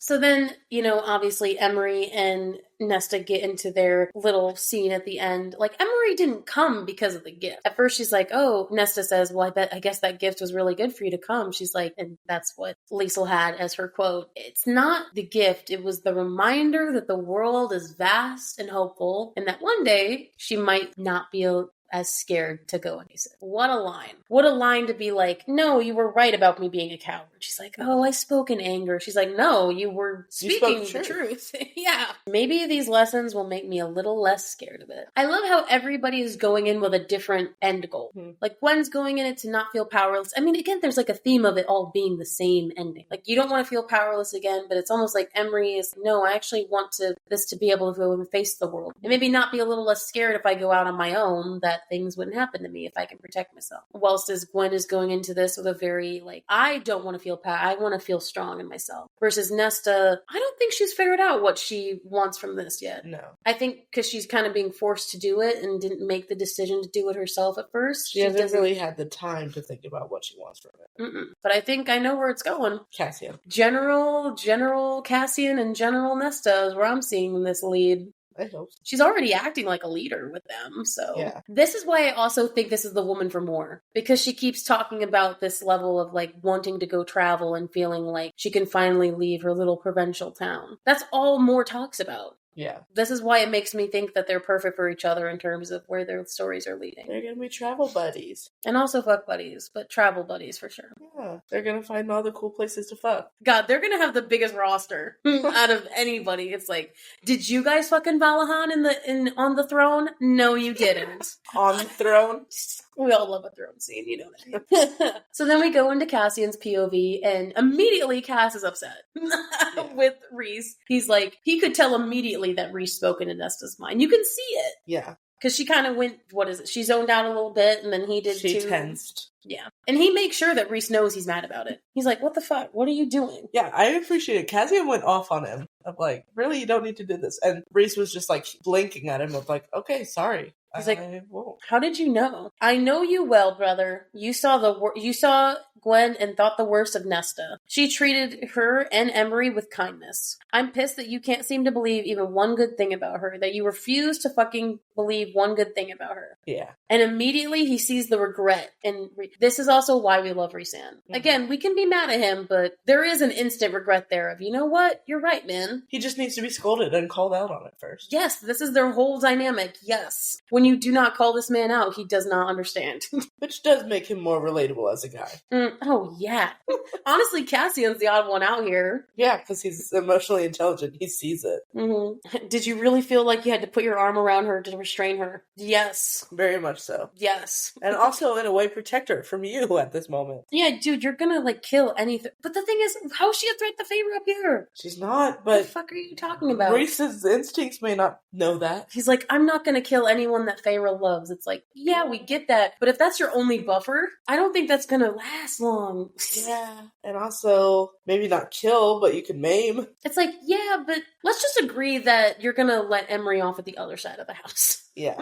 From now on. It's like, okay, I think I can get with that. Nesta doesn't want to see you. No. And you clearly don't want to Don't want to see her either, so. And also, Emery looks so genuinely happy when she goes with him. Mm-hmm. She's like, I want to come back. I'm going to see you girls tomorrow and whatever. Yeah. Today was good. This hour was really fun. I want to do it again. Well, Reese is telling Cassian in his mind, he's like, I don't know what the fuck y'all been doing, but the house reeks of sex, by the way. If he can smell it from outside, and it's wild. They've only had sex, like, not even real sex. They've only had intimate moments of in the hallway and in the dining room in terms of public areas. And then in their own rooms, they've had their own masturbation and stuff. So it's like they've been masturbating so much that he can smell the sex. That's what I was thinking too. I was thinking, oh my god, they've masturbated so much because they've only had 3 encounters. They haven't really even been touching each other that much yet. No. And the fact they haven't I mean, they had oral sex, but they didn't have actual sex. They've made out once and then they've had the favor of both of them having and receiving oral sex.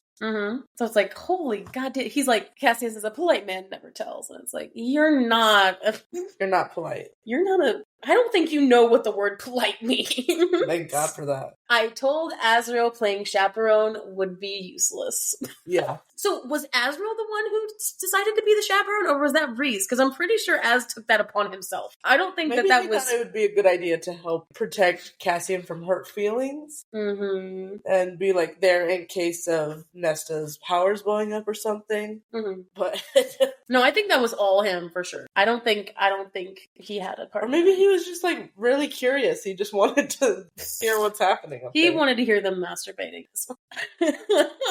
Even when Reese has a kind of, he has a kind of scene where we don't really like him. Mm-hmm. He still makes it funny by the end somehow. Yeah. He's like, I don't know what y'all been doing, but goddamn, I'm gonna wear a fucking mask when I go up to this house tomorrow. So then, of course, we go into chapter 29 with Nesta going down the steps again. She made it to step 3,000. That's insane. That's a lot of progress. That's 3/10, 33%. Yeah, that's pretty good. Damn, that's, still failing, but also like passing in that regard. Yeah, better than 2/10 or 1/5. That's true. No, 1/5 is... Yeah, that's true. 1/5 sounds better. 1/5% is better, yes. And I like how, again, something similar that SJM did with Faye, because again, we're not trying to trigger Nesta here, but that in the writing that I appreciate that she's doing for Nesta is still, even though there's progress and even though she's still having these moments with Gwen and Emery, the trauma is still there. It's not getting fixed, quote unquote. Yeah. It's almost like Nesta is in that point that Favor was where it's almost seeming like doing this is going to fix everything and not actually acknowledging what the problem is. Right. Because, like, she's still not able to scry. Like, that's the big problem here is that she's still traumatized to do it. Mm-hmm. And that she's not really doing anything to help herself do it. She's just kind of being nicer to everyone, and it's seemingly like it's working a little bit until it probably won't work anymore. Right. So she's still having those trauma dreams of her father and,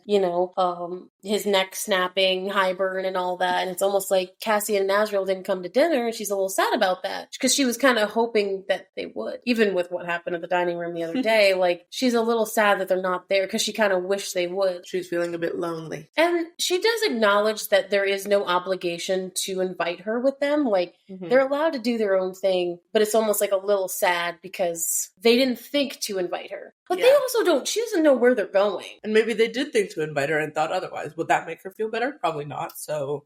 I think it's still the idea that there was no original reach out of... what's even crazy is that when she's talking to herself about all this, when she's, when she gets into her nightgown and gets into bed, that She had to find the dread trove somehow. She wants to find it. That's the thing. Mm-hmm. She doesn't want to scribe it. She wants to find it because she doesn't want to fail again. Right. She not only seems like, it almost seems like she blames herself for everything. Yeah. She says she blames herself for the wall coming down. Which, girl, that wall was going to come down even if you didn't turn into Fae. And that's a big thing to blame yourself. She blames herself because technically, and I'm not going to lie, the inner circle and everyone put it on her to be the indicator. Because fucking Elaine wasn't doing anything at that point. Nesta was the inner indicator if the cauldron was being used. Mm-hmm. So in a way, there was a little bit of a pressure of her being like, okay, did you feel it? What's going on? Right, and technically she did give them the warning. She did give them but there was no stopping that. It's like she could only feel it right before it was going to be used. And she did feel it the night before, and they didn't find anything. So but it's like failure of not fixing it before it could be broken. Right. That's the thing, because they did all that work so that she could repair the wall so that it couldn't be brought down. But dude, even if the wall was repaired, there were other holes in it. Right. She'd have to go all the way to the continent to get all those holes. Like, that thing was going down one way or the other. Or the one that was off the coast of Spring. She'd have to go to all those. It was impossible. Yeah. It was an impossible task from the get-go, and I think they knew that too. But they still put it on her, because why not?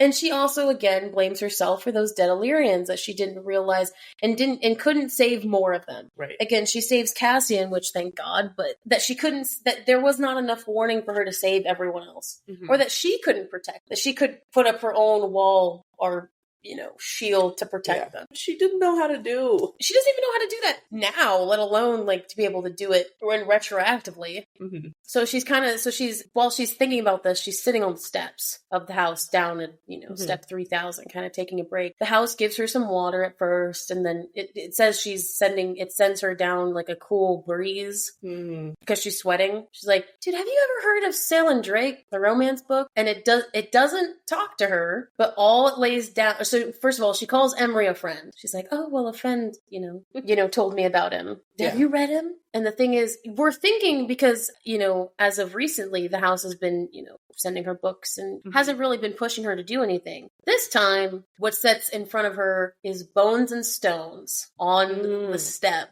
Wow. So not going to talk about romance right now? Wow. The fact that the house is pushing her to do this. Yeah. I'm having questions. Is this house actually sentient, or is this her subconscious running the show? Right, because how does the house know that she's been asked to do this? Unless, we're saying the house is actually sentient and that, with her being in it, it somehow awakened itself. I don't even know where to go with this conversation. Or maybe, Azriel and Cassian have talked about her scrying, and that's where it knows about that. Well, they did talk about it in that one fucking room. Oh, that's true. So it knows about it from there. But that's my question. Is this actually a sentient house? Or is it sentient because somehow Nesta's subconscious is tied to this? And her subconscious is telling her that she needs to scry and she needs to do it, so it's pushing it in front of her. Or is the house sentient besides itself? I don't know. There's not a real answer to that. I don't think. So I kind of want to see people in the comments. What do you guys think? Because I have no clue. I think it could go one way or the other, honestly. I don't think I have one. I mean, I'd love for it if it was its own sentient being, because it seems to do stuff that Nesta wouldn't think subconsciously, but I'm wondering if this is part of it. I don't know. And damn, she's like, I can't do it. Dude, I can't do it. And so she tells the house, no, I can't. And she walks away from it. And it seems like there's an air of disappointment. Yeah. But she, she's like, okay, because of what happened last time. Of course, then we get to Cassian's POV. We realize where they are. They're at their monthly court dinner, which is sweet. I like that they still have that, even from the second book. So they're down at the river house. Obviously, Moore is not there. Apparently, Feyre went to bed because she's tired. I mean, dude, she's pregnant. That makes sense. Honestly, I like the realism of that. Yeah. That she's not staying up drinking or something. I don't think she would, but I don't know. Sometimes there's plot holes in a story where it's like, okay, why is this pregnant woman drinking and staying up all night with these people? She'd be dead and passed out for sure. So now it's just the Bat Boys and Varian. Varian, we've been waiting for you, my man. Well, that didn't take long. Nope. He knows everything now, all right. Yep. And obviously he saw Feyre, so it's not like... It seemed like Amryn and Rhys kind of had a side convo about him coming, because... Yeah. And Varian probably keeping the pregnancy a secret from Tarquin. See, but that's the thing. that's the thing that he talks about, is that, like, Varian is kind of on this hair trigger here, because if Tarquin asks, he has to say. He's obligated unless his loyalties are changing. And this is where I think, this is where my theory of Rhys eventually becoming High King comes in. Because it seems like there's different people in these courts that are seemingly kind of making, the inner circle and Rhys kind of their full loyalty. Eris is giving them loyalty. Varian's giving them loyalty. Even Vivian, to a certain extent, was giving them loyalty over maybe some people in their own court or in the other places. I don't think the High Lords yet have kind of done that. I mean, even Helion, to a certain extent, seems like he gives Rhys this level of, you're better than me, okay? Like, right. A little bit more respect. He'll never admit that, but like, No. He gives him respect because he's more powerful. I think this is where the lines are going to teeter for the greater good. It's like, this is a gateway drug into that. Okay, I'm not going to tell Tarquin about Feyre's pregnancy because it could lead to da-da-da. I wonder if he did ask, would he tell? I don't know. I don't think so. I feel like he'd have to, though, because technically he is, I feel like, right now, unless something has changed that we don't know about, he is still bound to Tarquin. Like, bound magically? Or, like, he's just the captain of his guard. Well, no, I know that. He could still lie to him. Like, I'm not saying he would, but I'm just saying, like, I don't think he's magically bound to tell him the truth. I feel like he could be. I don't know. We haven't seen that, so I don't know. I think that's more of a you're taking it at face value loyalty. If you're working as captain of the guard to, like, some extent, you're bound to your High Lord. Like, even if your loyalties have technically, like, shifted maybe to another High Lord, I feel like that has to be, like, magically, like, maybe a bargain or something. I guess that's where I differ. I don't think so. I don't think it's magically bound in any way. I think it's literally just based on their experiences and their loyalty to each other as people. I don't think it has anything to do with that, though. I respectfully disagree. Obviously, Rhys is not happy that... Rhys immediately talking shit. He's like, dude, Nesta isn't doing any work to find the trove. He's making the priestesses do the work for her. Which, I'm gonna say, from his perspective, that is very much blanket what it seems like. Again, I don't think he really understands her trauma about this until the end of this chapter. But the thing is, like, from their perspective, this looks like she's copping out and just making somebody else do it. Again, they don't understand the relationship that she does have with Gwen, and that she's genuinely looking to her as a lifeline for this. And because Gwen is actually very knowledgeable about these things, and she's a perfect person to go to about this. But again, Rhys's perspective is assumptioned and flawed, but also, if you see it from his point of view, it is very blanketed what she's done this whole time. Yeah. Kind of look to others to do it before herself. Right. Though I'm totally on Team Nesta's side. I think his base assumptions are wrong, of course, but again, we also can't discount what she has proven over and over again in these situations. Right. He just doesn't see what's happening. It's so fascinating that all of this is a matter of perspective. Yeah. And I love it. I love how it just, like, again, from how all they've known of Nesta so far is very much that. And they're not Cassian. They're not dealing with her every day and seeing the progress. Right. Cassian is getting the very real behind the scenes of this shit, and they don't know. Right. So apparently Varian says something about, did you go to Helion in his 10,000 libraries and see if he's got information? They don't want the information. Dude, too many people already know about this shit. Yeah. Eris knows about it. Varian knows about it. Again, I'm not saying that they're gonna go out and spill, but you can't tell too many people, dude. Right. Honestly, I think Nesta's been the most quiet about this. I mean, even though she did tell Gwen and she told Meryl, it's not like they're talking to anybody outside of the walls. Right. They're still in the library. Yeah, I mean, if anything, like, Varian and Eris are more the risks. Yeah. So I do like how Cassian says that there are wicked people in every court, and not just says Autumn or, like, a specific court is bad. It's like, there's wicked people in every court. Right. Like, makes sense. And also, dude, Cassian kind of shitting on Elaine here is a little funny, because as they're describing that, so basically he says, I'm not going to go to Helion unless it's a last resort. Rhys, sorry, playing pronoun game. Yeah. Rhys says he's not going to go to Helion under a last resort. He would use Elaine beforehand. And the thing is, Elaine was at dinner with them, but then she says, okay, I'm so sorry for, again, the Elaine lovers, but this I wanted to, like, rip her eyes out. When she says, oh, well, you know, I have to tend to some old lady's garden tomorrow morning, so I gotta go to bed. I'm literally sitting there in my seat going, I fucking hate you. I was like, what the fuck? And the thing is, Cassian calls her out. I don't think that was real. He's not even believing half the shit that Elaine says. Yeah. He even calls her out and he says, oh, it's very interesting that she used that today, because she only used that usually when Lucian's here. Yeah. Poor Lucian. Yeah. He doesn't deserve that. Imagine getting rejected by your fated lover because they have to go tend to an old lady's garden. But then she'll stay up all night with Azrael. Ew, sorry.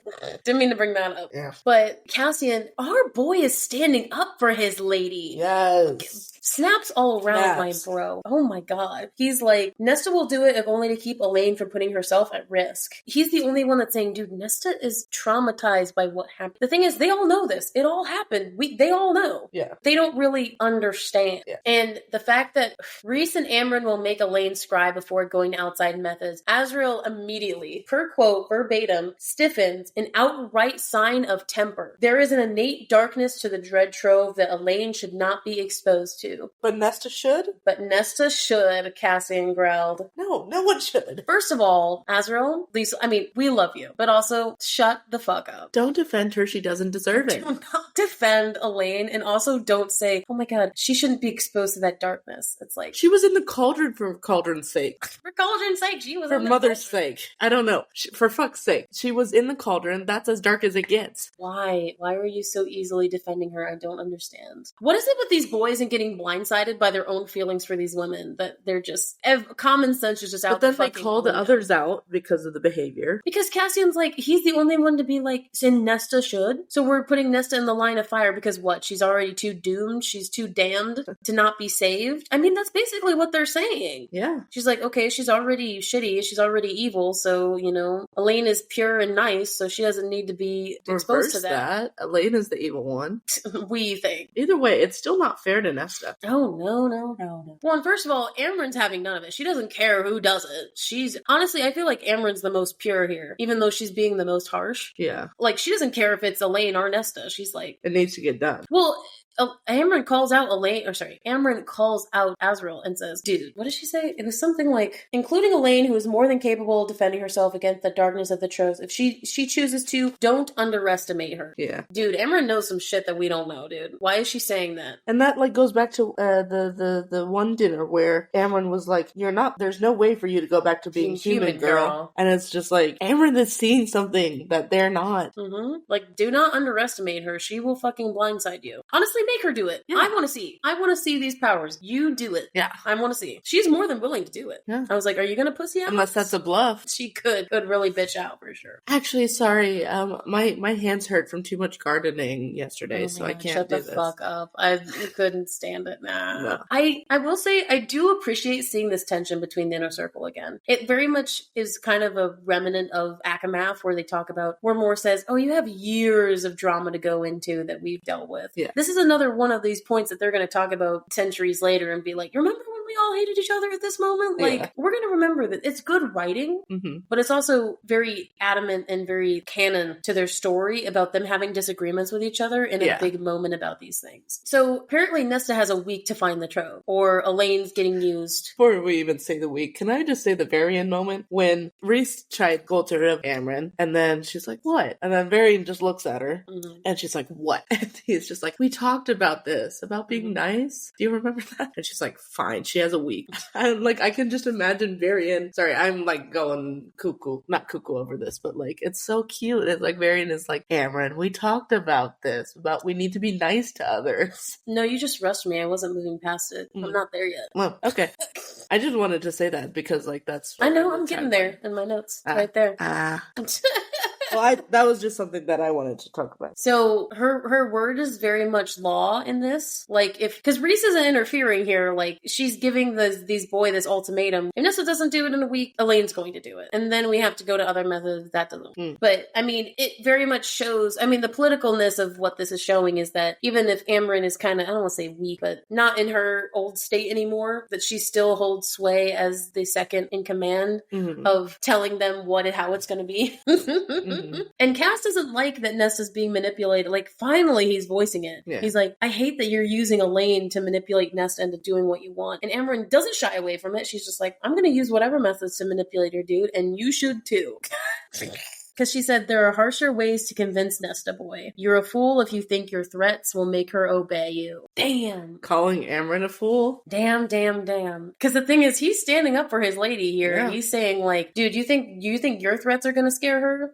She hasn't been scared by you this whole time. Yeah. So you're not going to start now. No. Especially not now that Nesta's training. Oh, yeah, no. Like, Amren is not going to compete, dude. Mm-mm. To a certain extent when she gets better. And I mean, it makes sense why Amren's a little bit serious about this. The last war cost her so much. You know, it cost her being. Mm-hmm. She almost died. They're on the cusp of another war. Amren wants to get this shit done and over with. And the fact that Nesta's dilly-dallying a little bit gives her anxiety, I'm gonna assume. Mm-hmm. When they could easily, quote-unquote, fix this and get the trove before Briellen does. It's never that easy to fix, though. I know, but the thing is, if they do get it, then that kind of, they win. You know what I mean? True. Or at least it puts them at an advantage. That means that they get to protect it, and then it's not like Briellen's getting into the night court. I mean, she could probably finagle a way to get in there, but they have a clear path to get the trove in Amren's eyes, and the fact that Nesta is not making it her priority to do it, in her perspective, is like, do you not want to find it, or do you? Right. Like, again, from Amren's perspective, it makes sense. We're like, see, she doesn't actually care about this court. When she does, but I mean, to be fair, she's not really shown an indication of that. She said nothing but, I hate this court, you're not my high lord, whatever. Right, I don't belong in this court. That's not my family. She said multiple times all those things. So honestly, in a way, why would Amren think in her life that Nesta did care like that? But at the same time, then why would she want to help? They gotta ask themselves that of like, do you really think like threatening her and like trying to make her help is gonna make her like this court and want to help? Well, I mean, I think that's the point of the perspective switch is that like from Nesta's perspective, yeah, why it kind of makes sense about why she doesn't really like this court because they are doing that to her. Mm-hmm. They're disrespecting her. So honestly, in a way, it makes sense. But yes, Liesl got ahead of me. Oops. But I did like the moment where Varian was like being soft with her. He's like, babe, we talked about this. Be kind to others.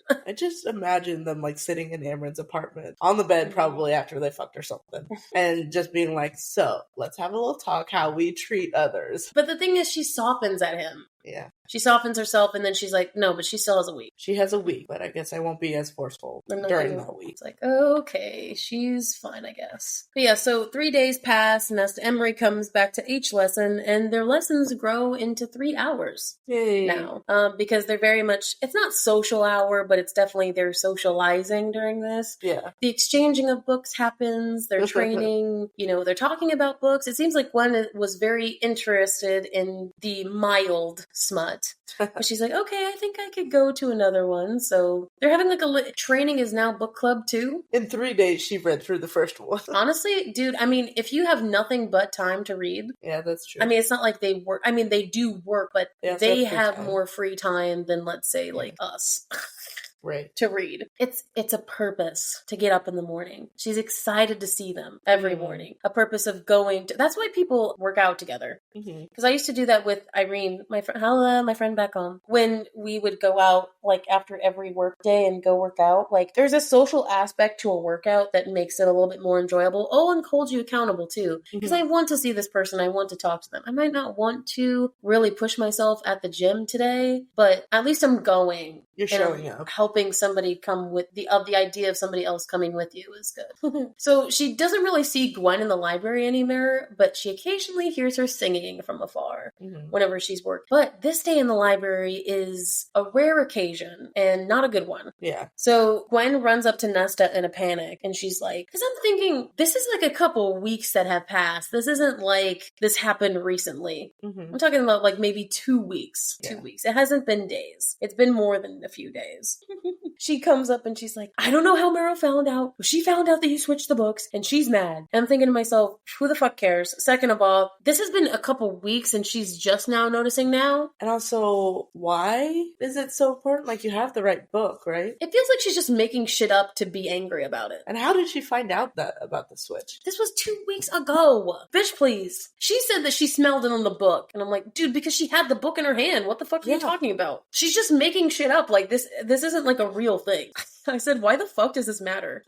Although I suppose to be fair, well, none of this is really fair, but Gwen was supposed to be the one who had left it there, so it should never have been in Nesta's hands in the first place. I know, but it's just so interesting that, like, when she says, well, I smelled the book on, it's like, yeah, because I had it in my hand. Yeah, again, but I guess she didn't, I think that was the whole thing. She didn't see her put it down, so she didn't, I fucked myself for a second. I was like, oh, never mind. It makes sense. But also, again, let me reiterate for the third fucking time, this was weeks ago. Yeah. Why is she all of a sudden bringing this up now? And why does it matter? I think the only reason she's bringing it up now is because she's realizing that she's doing other things. And she's not, like, studying as hard, maybe. And she's trying to use it against her. Or maybe Meryl just doesn't like the fact that she was duped. She doesn't like the fact that, if someone else found out about this that I didn't notice, then they're gonna think I'm an idiot, and I can't have that. Well, it seems like she's, like, the priestess in there that everyone's scared of, because as they're having this encounter, the other priestesses are up on the landing looking at them, and they seem scared of her. Yeah. Like, it seems like Clotho is the nice one, but the thing is, Clotho kind of lets her run rampant a little bit. Yeah. Even though she knows that what's happening. Yeah. I mean, I don't think Clotho knows everything that's happening, but... Also, Meryl, for the most part, seems to just do good work. However, she also terrorizes the other priestesses. But in that, Clotho doesn't really realize. Yeah.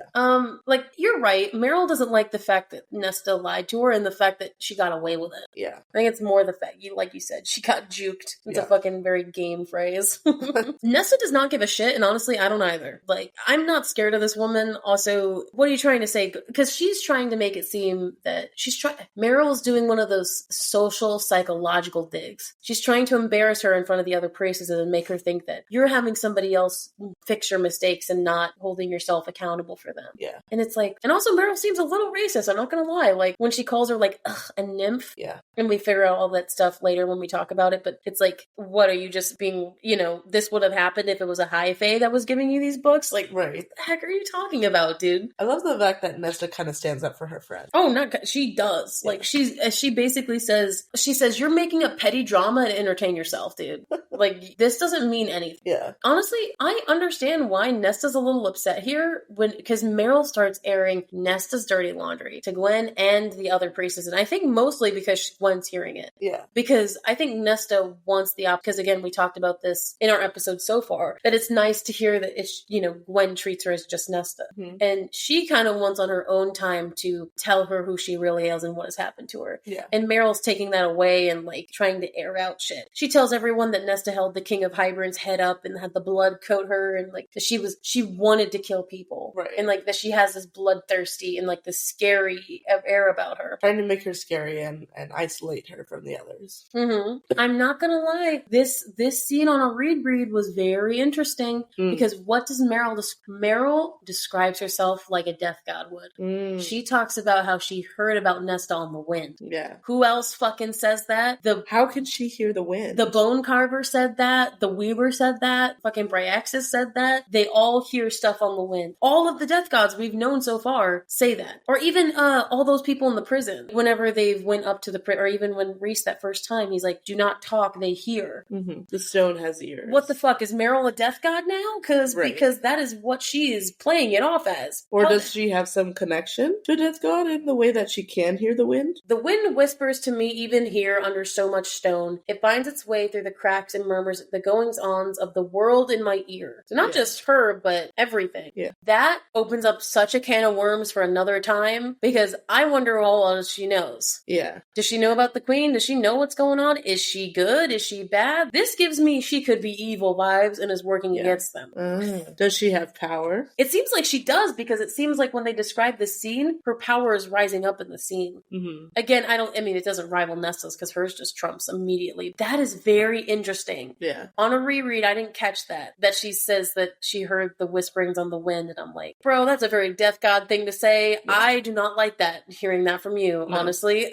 She's like, do you know who I am? I am a descendant of Rabbath, the Lord of the Western Wind. I'm like, who the fuck are you talking about? We have no idea who this is. Who's Rabbit? I wonder if that's someone in the prison. Ah. How much you gonna bet that's someone in the prison? Yeah, probably. And she's a descendant of a death god or something. She's got like God's or blood a descendant of one of the first gods. Maybe she's got some first god blood in her. I have no clue. Yeah. But that is fucking weird. I'm gonna tell you what. So again, we can go into that later, but I'm just saying I caught that and that did not make me happy. Curious also just the fact that, her eyes are twilight, basically. And, with all the theories that maybe the prison is the dusk court and dusk is same as twilight, pretty much. You think that she's maybe a descendant of the dusk court? Yeah, maybe. And that she's maybe like one of the lone survivors of it? Yeah. And so maybe Rabbath was part of, maybe one of the first gods that was part of the dusk court. Maybe that's the old king. Maybe that's the name of the, oh my god. What if that's the name of the old king they always talk about, but they don't have a name for? It was Rabbath of the dusk court. Fucking,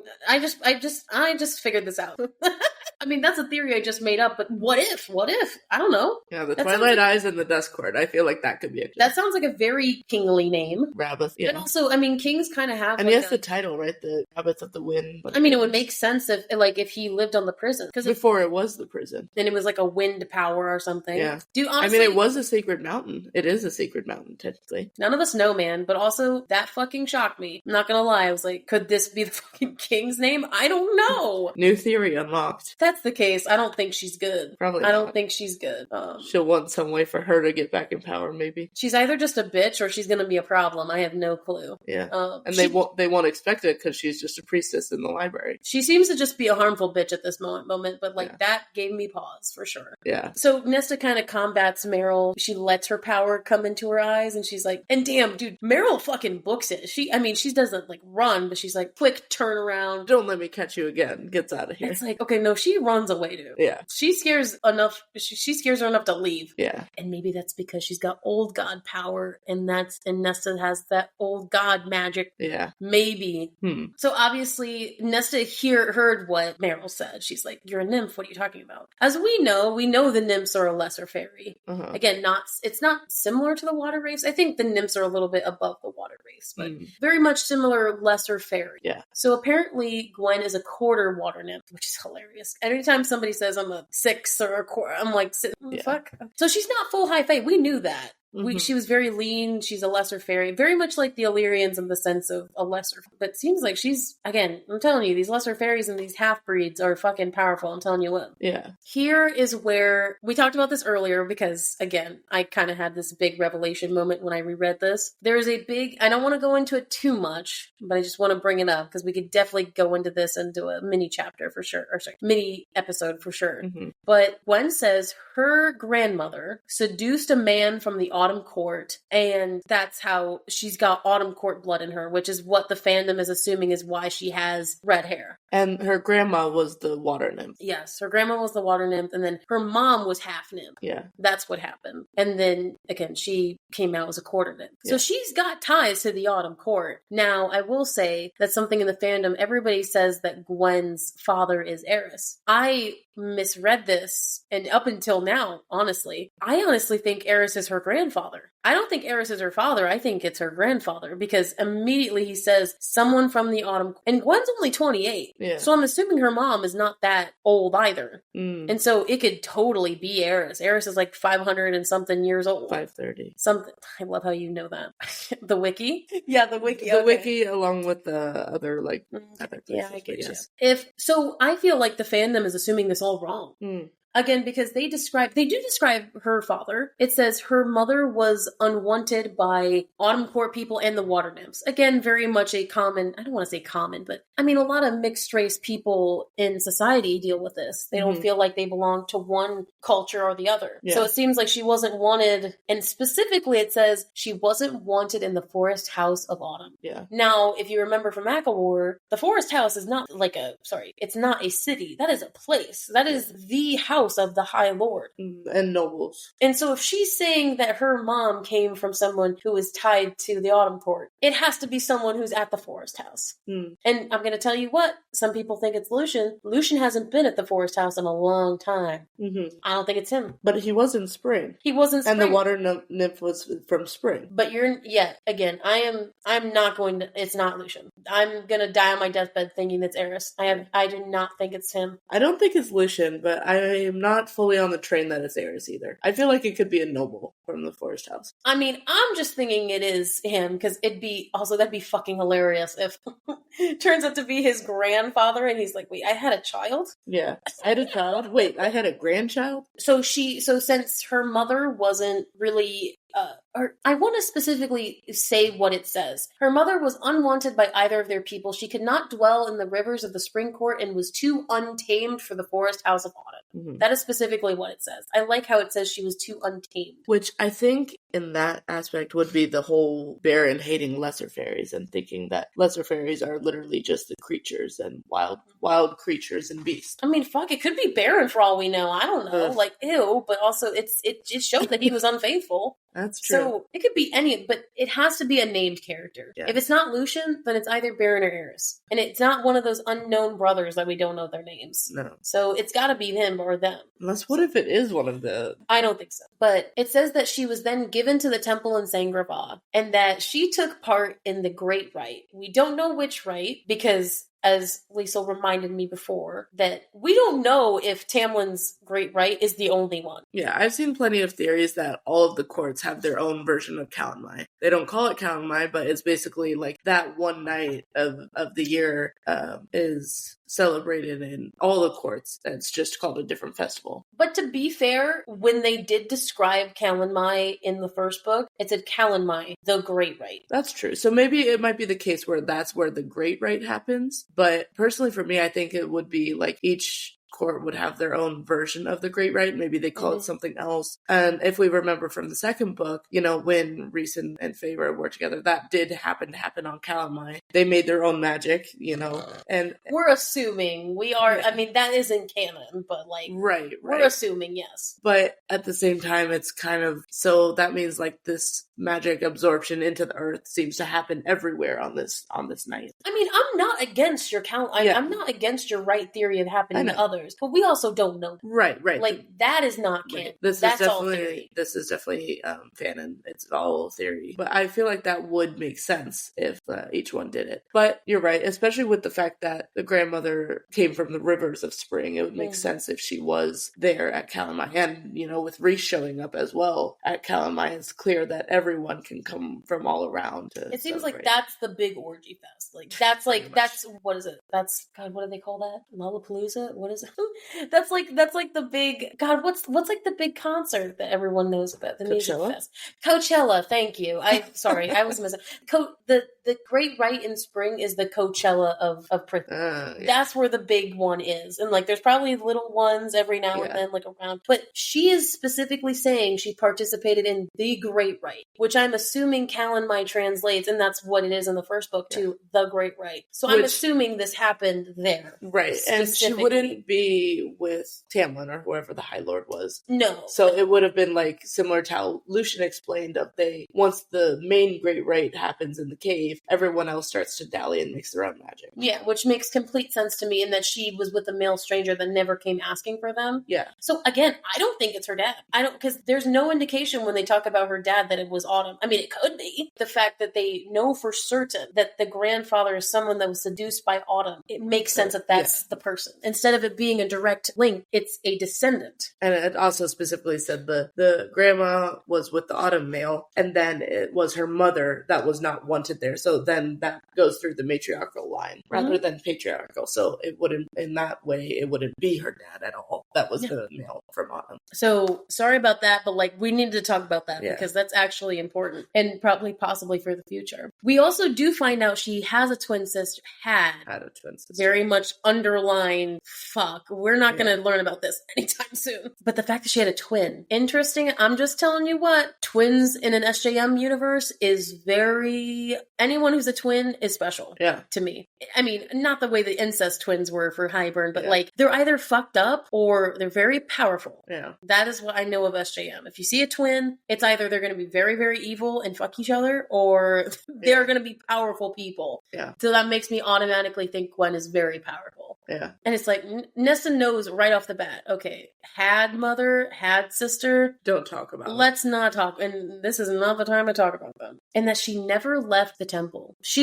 Her going to the library was the first time she'd ever been outside the temple. Uh-huh. Her whole life. That is wild. Yeah. I mean, she hasn't lived that long, but yeah. No, but I get what you're saying, yeah. I mean, I'm almost 25, and that's a long time. Yeah. To me. And it says that her sister so Gwen has the eyes, a water nymph, and kind of like the lean body of one, but her sister had the webbed fingers, which I think would make her, I don't want to say gross, but I feel like in a face sense, a more physical marker of her being different. Yeah. And I feel like that would make her have more trouble. Would make her seem more lesser fairy. Yes. Not in a bad way, because the lesser fairy is still cool, but would be looked down upon by the high fae for sure. Yeah. It's not every day people stand up to Meryl, dude. Like, doesn't seem like any of these priestesses do that. Yeah. And I love what Gwen said, because again, we got enough of her backstory to kind of give us a toe in the water about it and definitely bring up some theory, Jesus Christ. Yeah. But also not enough to go into the depths of what happened. Yeah, I hope we get that later. But she says, next time, perhaps I'll have the courage to do it myself. Empowerment! Yes! I'm so happy for her, honestly. That is sign of progress. Yeah. And guess what? She was just telling Cass about how she felt like she wanted to get more priests, or why priestesses weren't signing up. And she didn't even have to stage anything this time. It just happenstance on her, and then she got people to sign up. Yep. She didn't even check the roster, and then they just show up. She's like, wait a minute, wait, what? Why are you here? 3 priestesses stepping into the sunlight for the first time, basking in the glory of the sun. Rosalind, Deirdre, that's how you pronounce it, and Ananka. 3 new priestesses' names. And they seem to be the people that Gwen told before. There was a little snippet where she's like, oh, I told these people that they should come in. I'm assuming these are them. Also, I was a little bit shocked because I thought this was going to be one of those stories where, not shocked, but stunned, that it was just going to be Gwen and Emery and then they were going to do it. And, maybe some of the other priestesses after the book would decide to do it if they saw it. To have it in the book happening now? Yeah. I like where this is going. This is definitely giving me team, like, we are going to create a unit. Yeah. I'm talking, this is what I feel like Cassian and Rhys, and well, mostly Cassian, but what he's wanted. Yeah. But it's happening really without him doing anything. It's all Nesta. Mm-hmm. And this powerful scene, which makes the next scene happen, right? Deirdre pulls off her hood. She seems like the leader of them 3. The one who talks mostly. Mm-hmm. She pulls down her hood, and there is a long slashing scar down the whole side of her face. Girl, because Nesta knows from experience with Cassian, the fact that a scar could happen must have meant something terrible that was searing enough. Like, I'm going to assume that her face was almost cut off level of pain, or like maybe constantly cut or something that would, very much in an Asriel sense where somebody cut her face and then made sure that it couldn't heal itself or something in that way. Holy fuck. The fact that Nesta knows that, I almost said Nasta. The fact that Nesta knows that, and it's like, dang, that made everyone pause a little bit. Oh, okay. Yeah. She's like, are we too late? No, bitch, come You're on. right on time. No, actually. And they look to Nesta too. Nesta kind of looks at Cassie and like, are you say something? He's like, no, this is all you, babe. She's like, you're just on You're in charge of this. You were the one that brought them. I'm just coming here with the training knowledge. You were the one organizing this. It's so beautiful. I love it. Mm. So then that pushes her that night to ask the House of Wind for the bones and stones sitting in front of a map of Prithian. Mm-hmm. Badass. Did she even know about the deadline? I don't even think she knows about Emran's deadline. No. I think this is just happening on its own. She just came up with it on her own. And of course she's trying it alone so she doesn't embarrass herself. Well, she asked Cassian. So Priestess's courage inspired Nesta to do this. And she does invite Cassian, she says with caution. But I'm thinking, no, with love. You want him to be there because he was there last time for you. Remember when he fucking got slashed in the gut and he couldn't stand, but he still was standing next to you? Yep. Okay, let's move past that.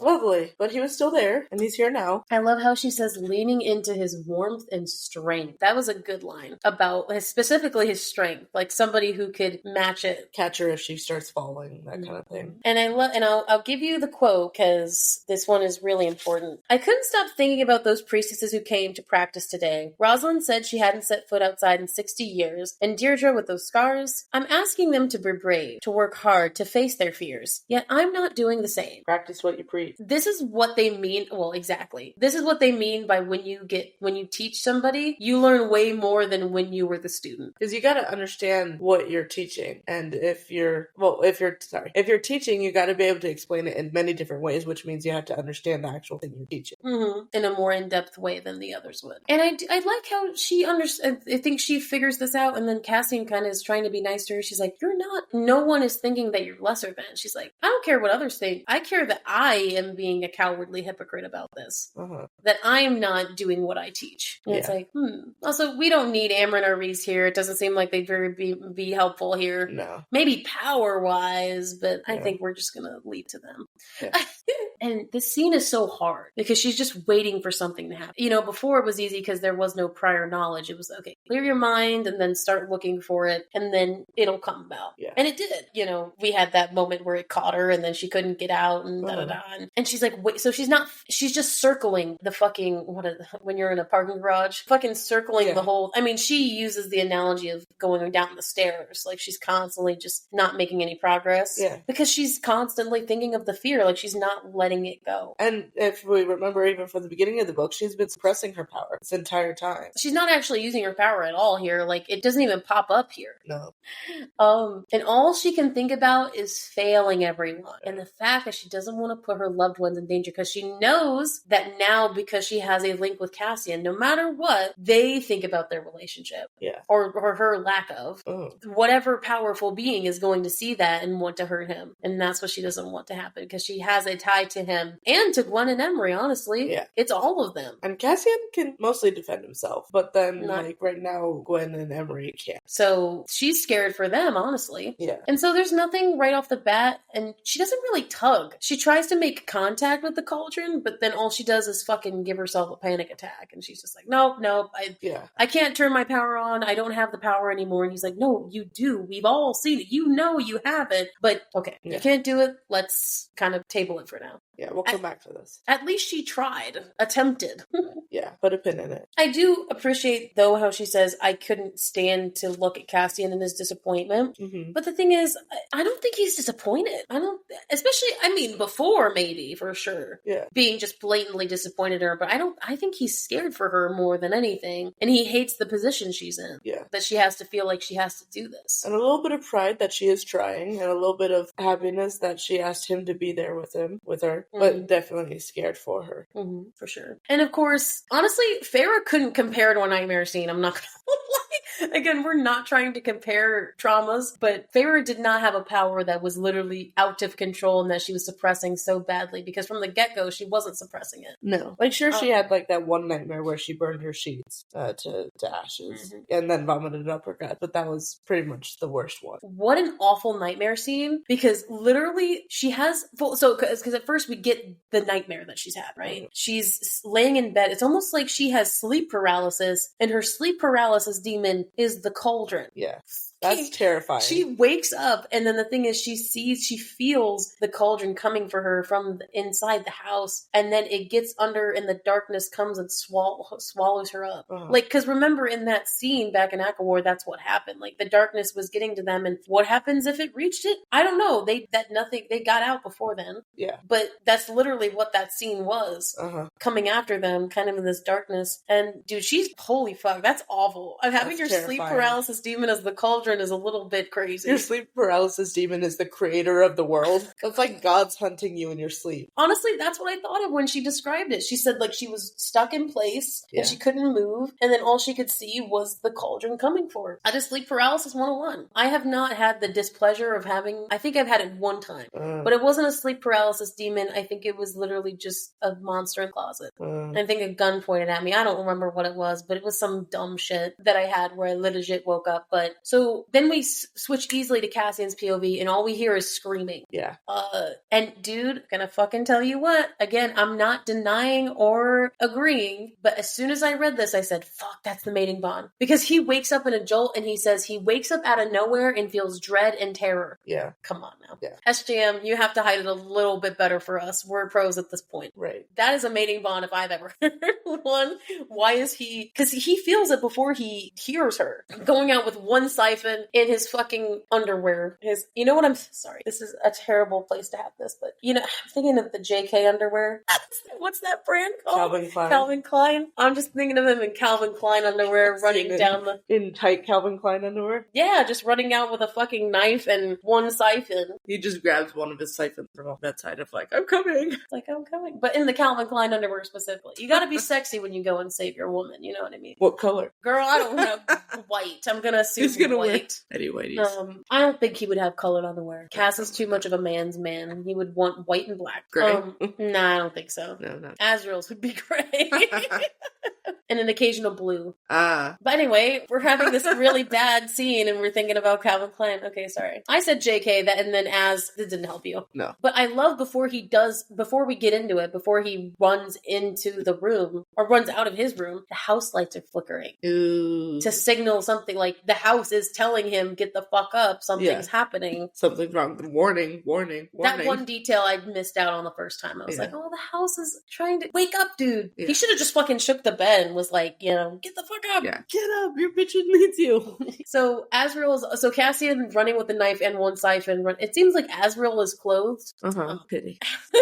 Is running in tow down to Nesta's bedroom and they hear this blood-curdling scream, which they have never heard from her. Yeah. Never. Even when she was getting thrown into the cauldron, she was screaming out in frustration. Yeah. Not in terror. Right. And this turns Cassian's blood boiling. Where's the threat? Very much in a mate sense. Yeah. The killer instinct is coming in. I don't care what's going on. I will kill anyone who's in that bedroom hurting her. Yeah. Problem is, she's hurting herself. Yeah. Her power. Her power is suffocating her, but also because of her freaking herself out. Yeah. In her sleep. She's not controlling that. No. Obviously, it's the power out of control, but she is doing it to herself. Yeah. The whole room and herself is bathed in silver fire. Cool. Very cool. I mean, terrible. She's also having this exorcism moment of like, she's arched off the bed and like this weird fucking, like The Exorcist. You know what I'm talking about. God, that'd be fucking hard to see. Especially if it was your woman too. Yeah. Also, Cassian says, nobody has ever seen a fire that was cold as ice. He's saying that there has never been a power like this ever that ever has been recorded. Yeah. A fire that's cold as ice. And we've heard that before. Like, they knew that, but the thing is, they haven't seen it. They've seen it in her eyes and felt it, but they've never seen this fire and how it feels. Yeah. They've only really seen it in her mind when Rhys went in beforehand. Yeah. Or they even Feyre went in beforehand. So this is their first time physically seeing this fire. Yeah. And Azrael's like, holy fuck. Don't go touch that. Cassian, stay. Do not. And so the windows fucking blow out of her room. And guess who comes sweeping in like, fuck, I am thinking Batman. Just comes in with a fucking cape and bat wings and sweeps in with stars and midnight shadows. And he's trying to push at her power so that he can stifle it. But the thing is, her power is overpowering him. Yeah. Overpowering the most powerful High Lord? That is not good. That means if they did get into an actual fight, they don't know who, Well, Nesta might win. Nesta might win. But the thing is, Azrael holds Cassian back because he's waiting for Rhys to do his thing. Yeah. But Cassian is fighting Azrael so hard. Yeah. He's like, no, I need to get to my woman. I need to get to her. She's in pain. But Az is protecting him because he doesn't want him to get her. He doesn't know if he gets in there. Yeah. But I'm thinking to myself, I don't think her fire would hurt him. I think instinctually her power knows that Cassian is something to her. But it kind of seems, again, I don't think he's hurting her. But I think because the power is hurting her itself, him trying to calm the power is Rhys. Looking like it's hurting her. And Cassian's like, no, don't hurt her, da-da-da. Like, she's not, but, he doesn't care. He's like, it's a dream, girl. Wake up. Oh, my God. Yeah. Like, you thought those scenes in Akamath were bad. This one's literally like, she will set the place on fire if this does not get... And Cassian gives Azrael a very bad look. And he's like, let me go. Yeah. And he lets him go. And so he, with a fucking knife, Calvin Klein underwear, and a fucking one siphon, This man has no magic to help him in this, to help him shield himself. They have said over and over again how Cassian is the least magical of them all. He is going in knowing full well that he has no magic to stifle between basically Mothra and Godzilla. But he is going in because he loves this woman and he's going to help in some way, even if he gets burned in the process. That's always the case with Cassian. It's like, it doesn't matter if he gets burned. So sweet. He calls out her name in her sleep. And the thing is, the power looks to him. And her too. It's like, Nesta, like, wake up. And then very much like the Rhys and Feyre scenes, as soon as she hears his voice, the power banks a little bit to get Rhys to be able to calm it down, to put her back to sleep and to make everything good again. Yeah. And it's so sweet that her voice, oh my God, his voice calmed her down. I'm so happy about that. Yeah. So, I'm sorry, y'all, but why was this my first thought of thinking, when I thought the Bat Boys were going to be in my bedroom, this is not the type of time I was thinking we would have. Having all three of them in your room at once, this is not the situation you had planned. It happened. It's not what you planned. Oh my God. Is she naked too? I don't even think that they bring that up, but doesn't she sleep naked? She was in her nightgown, but then she probably burned through that. She probably did. I mean, it doesn't matter. They don't care, but. It did say she slipped into her nightgown. Oh my God. So literally, Rhys fucking stumps in a chair across from it, and he's like, holy fuck. Because they used a lot of his magic. Like, it described in the scene a little bit that he went feral. Yeah. Like, in the sense of his power winding up. Rhys is scared. Yeah. He's shaking. He said, it's like, yeah, we're all happy that Rhys has these mind gifts to help with situations like this. But the fact Rhys went into Nesta's mind and saw trauma, he kind of very nicely looks to Cassian in a way of, okay, I get it now. Yeah. What she's been through, I see what the cauldron took from her. I see that she was basically all these things that we've already known already, that she died, that it sucked the life from her, as like, it felt like acid or whatever. Like, he felt that. And what happened to her in that dream, or sorry, not the dream, but the last time she cried, when Feyre and her were together. Like, he saw that too. He said, Cassian says, should we bring Feyre up here to like, no. My mate is not coming up here at all. Ever. No. She's not going to go near this woman again. Nesta is dangerous. Not only because of her power, but that she has no control over it. Yeah. And that this stuff happens. This is the only surface of her power. And that just makes it even worse. Yeah. Her power is pure death, which they brought up before, but the fact that it's getting kind of confirmed in this manner of she has the power of a death god. And even so, not even just a power of the death god, but power of death from the creator and destroyer of life itself. Yeah. Wow. Cassian sure knows how to pick his women. What a way to end on, but also like, damn, Rhys, the fact that it's almost like he is pooped out by the time dealing with her. Yeah. And the fact that he's just like slumped in his chair. Yeah. Which shows Nesta is way more powerful than him. And this is only the fucking surface of the power, and she was already overpowering you. She could kill you. Yeah, she could kill everyone. She could wipe out the entire city if she would. Wipe out the world. Remember when Amryn said that back in the day? Back in that one book, she's like, no, in Akawar specifically, she said, when you erupt, make it sure it's felt across worlds. Well, it certainly will be. I'm going to assume that's a big old yes, Amryn. Thank you for that. So this is the end of the deep dive section. We're at the end of chapter 29. And what a fucking roller coaster that was. Another thing of not necessarily plot relevant thing. I mean, plot relevant things happening, but not in that sense. Yeah. This was a lot of back and forth, but also very fun. And this kind of like a variety of things. A little bit of montage, but at the same time, this has also only been a couple days, if you think about it. Yes. It's been, something has happened each day, but also kind of montaging each of the things. So, like, we're not going into the exact scenes. But yes, we are now going to move on to our second section, where we talk about the graphic audio. And, I mean, as I mentioned earlier, I've heard a little bit of this section, luckily. You know, my intro, the whole dining room scene, but I am curious to hear about the rest of it, and I'm curious to hear, again, I mentioned this last time as well, I'm curious to hear Gwen and Emery as well, when I eventually get here. You did hear Emery and Miss Frost and Starlight, though, didn't you? Oh, yeah, well, yes. Well, but I know you want to hear Gwen, but I'm just saying. And I want to hear all of them interacting as well. Oh, for sure, yes. But yes, so take it away. Yay. Hello, friends. Again, because I don't want this episode to be like way too long again, I'm just going to go through the special moments that I found. But again, please listen to the graphic audio if you have not yet. That's something you need to. It is a must. Yes. Especially for our listeners. So again, going to the top of chapter 25. Right off the top, I love the line of Cassian's like, stop being so nervous.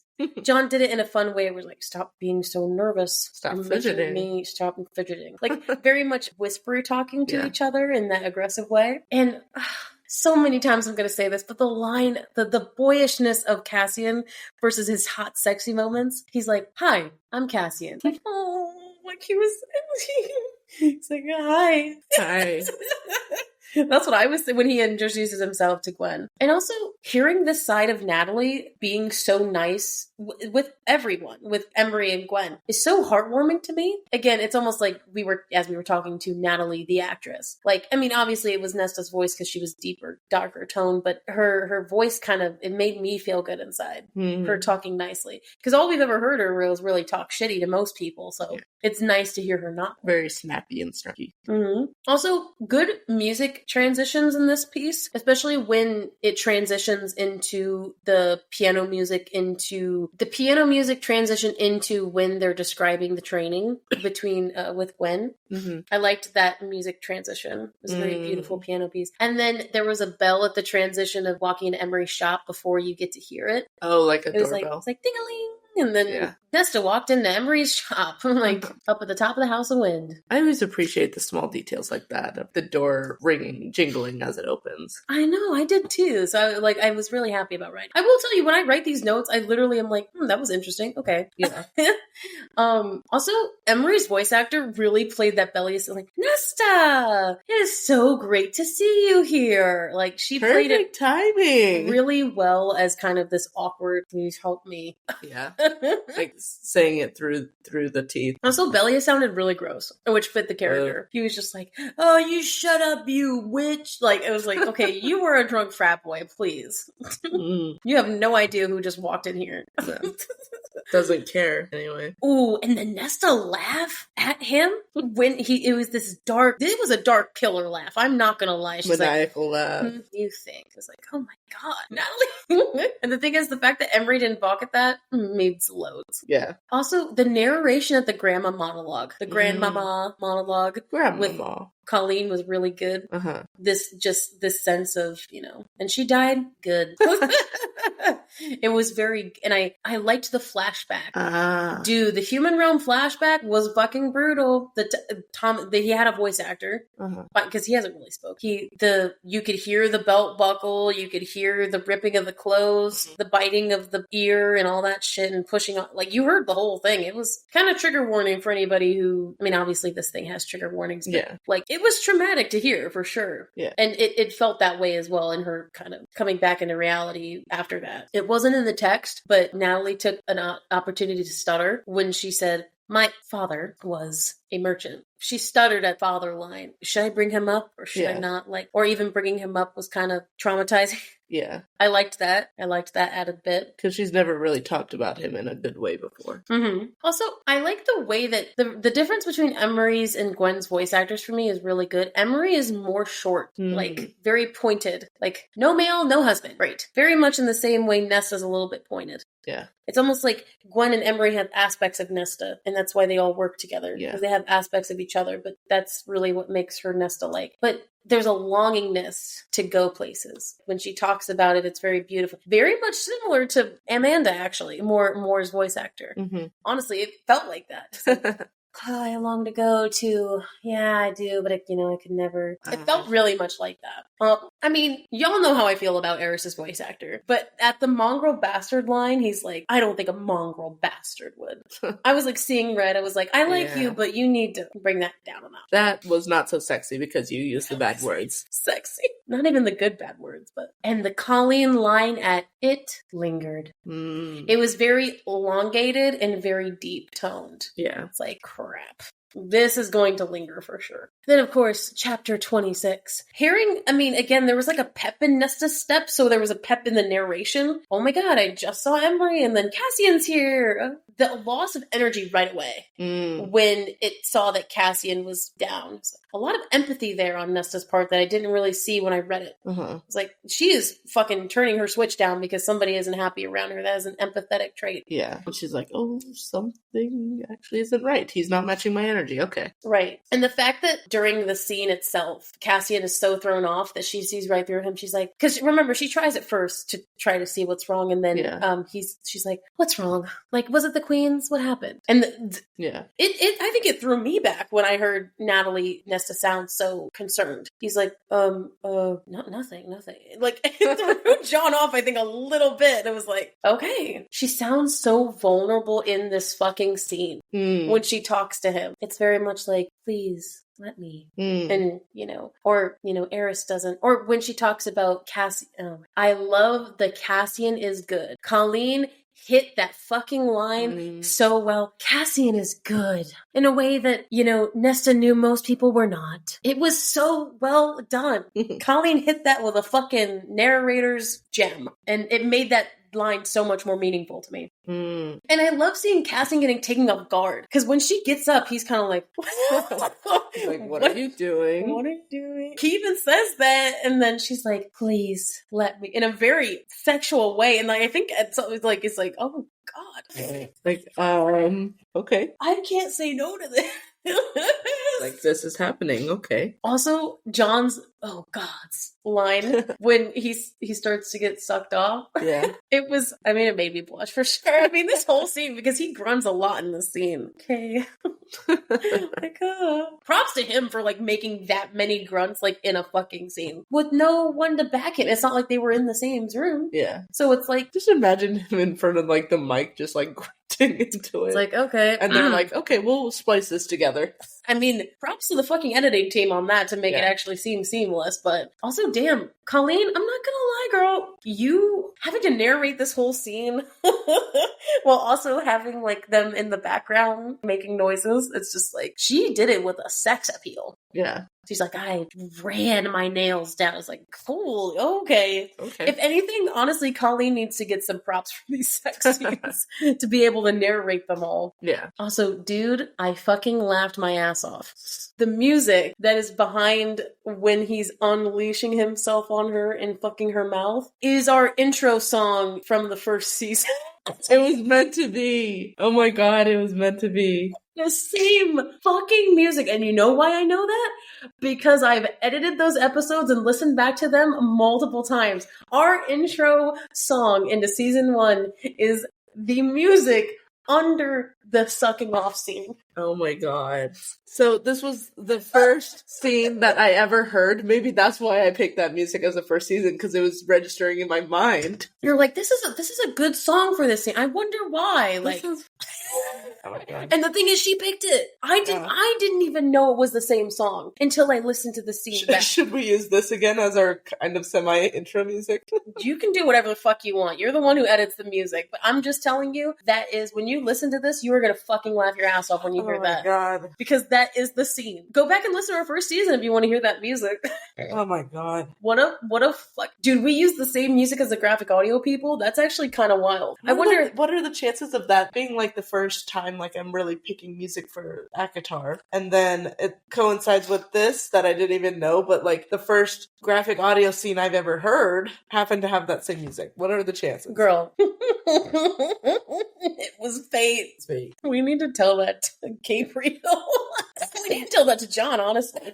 Yeah. So, moving from that, yeah, the music shift into Cassian's POV made me fucking laugh so hard because it was very much this bow chicka whir. It was this fucking sexy music where it was yeah, I'm fucking her and whatever. It was just, it fit.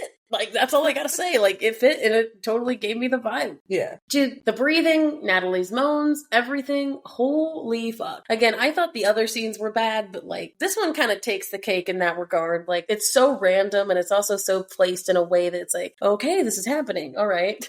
And then The Colleen at Cassian fucked her mouth. I'm like, dude, she was going in. Like, it just made me laugh for some reason. It was like, yeah, I'm doing it. It'd be like if I was narrating the scene and just like, yeah. Woo. And then, yeah, it's not in the text that you hear a door slam. It's all you hear is like footsteps. But the graphic audio people took it on there that you hear this door slam. That sounded like a whip. I'm sorry. You hear this door slam and then you hear scuffing of the feet. And then they're like, oh shit. And then it's so funny because you can hear them trying to like, and I feel like you can hear him trying to be like, trying to fucking put his dick down his pants. And then Sean, perfect comical relief. Good evening. Totally overdoing it. Yeah. And then her being like, okay, good night. And then him being, Azrael says, I have no idea what you're talking about. And then Azrael says, don't show your hand all at once, Cass. And then him going into the crass and stuff. You let her suck your cock at the dining room where I'm currently eating, by the way. I think that entitles me to an opinion. The chiding but kind of supportive older brother. I know, because he was laughing. Like, you could totally tell that Sean was laughing when he was delivering these lines. Mm-hmm. But there was a genuineness about it. Yeah. But you're gonna laugh. That was funny. And then chapter 27. I loved the subtlety about how Nesta is, again, changing when she talks to Gwen. You go from this hot scene with Cassian to then, like, did you find the dread trove? Oh, yeah, like, no, I didn't, when it's a very soft person. And then when she brings up that she had to please herself twice, Colleen, she had to please herself twice. Twice. Emphasis on the twice. Like, okay, sure, okay. 2 whole times. 2 whole times? How many times can I say twice? Making sure y'all know it was twice. Twice. Also, in this scene, when Cassian goes to the Illyrian camp to give Gwen the gift, to give Emery the gifts, I love her laugh. Because again, she likes the genuine gifts, but she's like, she's laughing at a very, almost like a practical joke. Like, oh, this bitch is getting me spices. I mean, I'm going to take them because I love them, but also, oh, this bitch.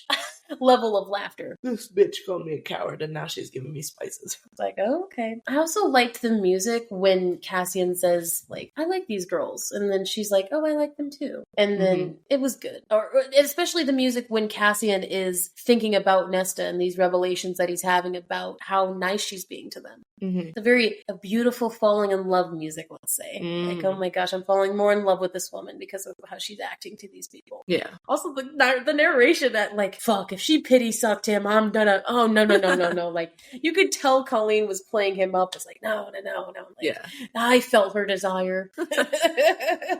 There was 2 musics at the end of the chapter, which I really liked. There, at the end of the, when you hear Cassian kind of thinking, did she do it out of pity or did she do it to genuinely feel like she cares about me? There was this lovely love uncertainty music. I'm starting to fall in love with her, but I'm also very still uncertain of her emotions about this. Like, how she thinks this is going. If this is just sex, why does she care? Right. Like, that I'm okay. Like, he's having this uncertainty. And then there was this beautiful, bright music that almost made me tear up when seeing Emery. Like, there was this nice, Cassian smiling and then Gwen smiling. And then it's almost like Nesta felt brighter, put her shoulders up, had this big smile on her face. And there at the water stood Emery. And it was this very big, bright, nice, fun, jubilee sound. Yeah. That I really appreciated. That's sweet. And then chapter 28, obviously this is, they're getting into the balancing thing. I kind of like in this scene, again, they don't have the whole training scene, but they're funny grunting, like, ugh.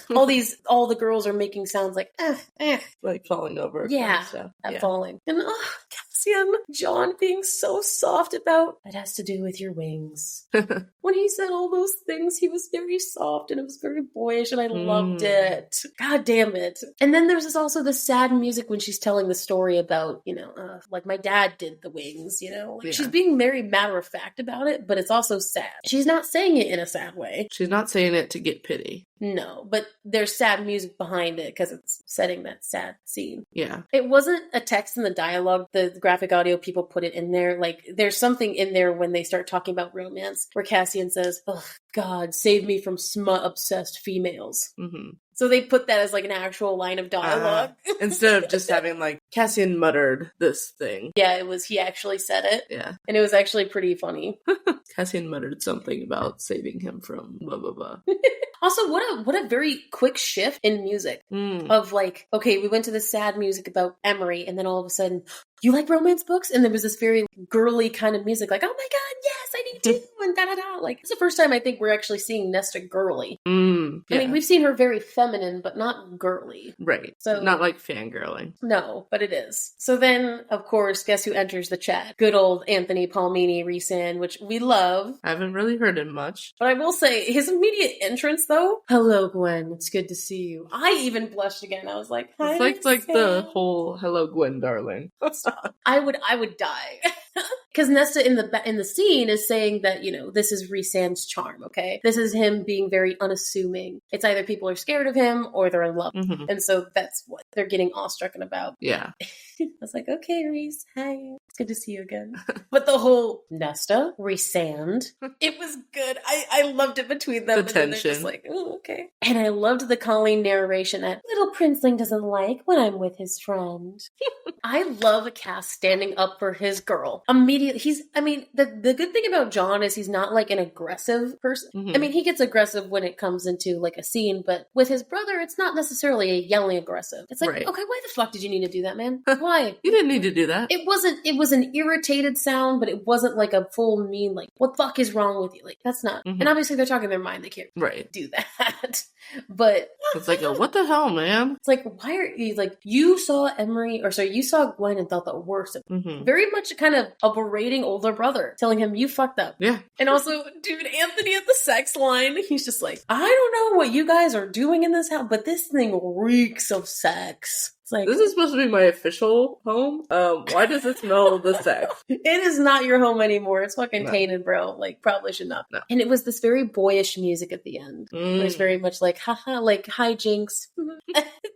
Very much like, you know, Cassian getting up to no good kind of thing. So then, of course, the last chapter. When Nesta's going down the staircase and she's talking about how she failed everyone, there's one particular line where she's like, I failed every time. It was the punctuated on, like, the failed every time. Like, she's like, I failed at this, I failed at that. I cannot fail at this. It was the punctuatedness of it that I really liked. And it made it seem more... At the dinner, I'm not gonna lie, Anthony at first sounded so dark and scary. Like, right off the bat, when he said, so Nesta's making the priestesses do it for her. Like, he sounded so... Not like that he was annoyed necessarily by it, but he sounded dark. Huh. And I was like, ooh, that's a... Interesting. Different take on that, okay. And dude, seeing the tension between Az and Kaz was kind of wild. Of him just being like, Elaine should not be around this. And Nesta should? I could just imagine them sitting next to each other. Taut tension, Jesus Christ. Yeah. And then there was this very tense music at She Has One. I didn't put it in there, but I did like to hear Varian again. He was like, we talked about this. Like, totally. What did we think about being nice to? But then she's like, she still has 1 week. But there was this very tense music that ended with that of, damn it, she's got a deadline. There's an ultimatum here. If she doesn't get done in a week, there's repercussions. I don't know what kind of repercussions, but the repercussions are Elaine doing it, but but also no one's told her of this deadline. No. So she's supposed to have this deadline, but no one's told her about the deadline. Okay, that's stupid. I'm gonna say that's... Yeah. I did like the friendship music at the training scene. I like how, because again, it got really montagey where they weren't really saying anything, but it was nice to, and they talked about this and, you know, romance books this and da-da-da. It was very friendship-like, this very building of connections level of music. And I know we've listened to Meryl before. God, her voice is bad. Like, it's just so grating as an old woman. Again, I don't think this woman is old. Like, her voice actor, her voice actor is not old, but she's just like, who do you think you are? Like, I don't know, bitch. Who do you think I am? And the reason that I know Meryl has power is because in the scene, you can hear Meryl's power around her. Like, whenever she starts talking, you feel it around her. Ah, like that. And then it's not until Nesta starts to, you know, get up again that they do. You hear it. And Gwen sounds stronger. I like how even she is having a little bit of like, and you know, next time I'm gonna be the one to do it. Like the voice actor sounded very, very good. Then when they get to the Bones and Stones scene, I like the music at the beginning. It's very tense and uncertain, but it's also, there's like a gentleness to it because Cassian is there. I like the subtlety of knowing that because he's there, it's not as bad. And it's not as rough of a sound. And I loved not only the music, but Natalie's delivery of that fear line of like, how can I tell these priestesses to face their fears when I'm not doing it? And the music of like the revelation of that, I think, made it so much more powerful as a line. Oh, that was good. And then at the stones part, there's this very dark over music. Whenever she's trying, and when she's like trying to find the trove and then trying to find the cauldron, like there's this very dark overtony sound. And then there's this very kind of back into reality. It's like, no, I can't do it. And then she's gone. And then she goes into the nightmare, and god damn it, that nightmare scene, especially like the sleep paralysis moment, you hear the smoke, like you hear like the darkness like coming, and then it's just like, she gets swallowed up, and you hear the swallowing, and then what is it? Then you just hear this blood curdling scream from Natalie. And I'm like, holy shit, she's like full on yelling. When actors like scream like that, like it's always like so shocking. It's definitely a trigger scene for sure. Like if you don't like yelling, you're not gonna like that. If anything, I'm the people's trigger warning. If you don't like yelling, you're not gonna like that scene. And oh my god, the whole scene was done amazingly, but my few instances where it was really good was as soon as they're running down, Cassie and Azrael running, and then all of a sudden when the door opens, there's this, you hear the fire. Like it sounds like normal fire, but you hear just the fire and her screaming. That's like when you I do think I know what that sounds like even without listening to this, because having grown up like with a wood stove and getting older and having put logs in, being old enough to put the logs in, whenever you open the door, it lets the like air rush in, and the fire usually does do a type sound. So I can definitely imagine that with opening the door, especially with all that fire engulfing the room. And then very stern Azrael, no, Cassian, no, like you got really stern. I was like, I know that would make Liesl happy. I mean, of course, hearing the flames was cool. Hearing the combat between Rhys's power and hers, like you could hear it in the background. And then demanding Rhys was kind of hot. Not gonna lie, I got hot again. It's been a while since we've heard demanding Rhys. He's just like, Nesta, wake up, like it's a dream. I mean, obviously, he's not as romantic as it when it was Feyre, but also this wasn't happening to Feyre, so I don't know how he would have dealt with that situation. But I imagine like Rhys just like waking up in the middle of the night of like, I feel a lot of power. And where's it coming from? House of Wind. I wonder who woke up first. I think Cassian woke up first. Because I feel like if he, in a mating bond sense, sensed it before, I feel like he felt it before it even happened. Because I think the blood-curdling scream happened when, like, in the same moment that her nightmare happened. So it's like, it happened before he got there. And I think so Cassian knew it first. Cassian woke up, and then he heard the scream, and that's when Rhys would have heard it. Or felt it. And dude, the way that Anthony sounded at the end of that scene, he's breathing like, damn, I saw, like, you could hear the exhaustion in his voice when he's talking about, like, seeing all that. He's like, it's pure death. Pure death. And then he leaves. He just leaves after that. I didn't write this down, but it says that the glass started repairing itself. You hear it in this backwards thing where it's like, of the glass repairing it back to, it's like kind of this reverse, when you hear things in reverse. Harry Potter, the 6th movie, when the beginning, when that place with Slughorn was all tired into shreds, that sound, when the chandelier was going back up, that glass sound, that was what that sound was. Yep, that's cool.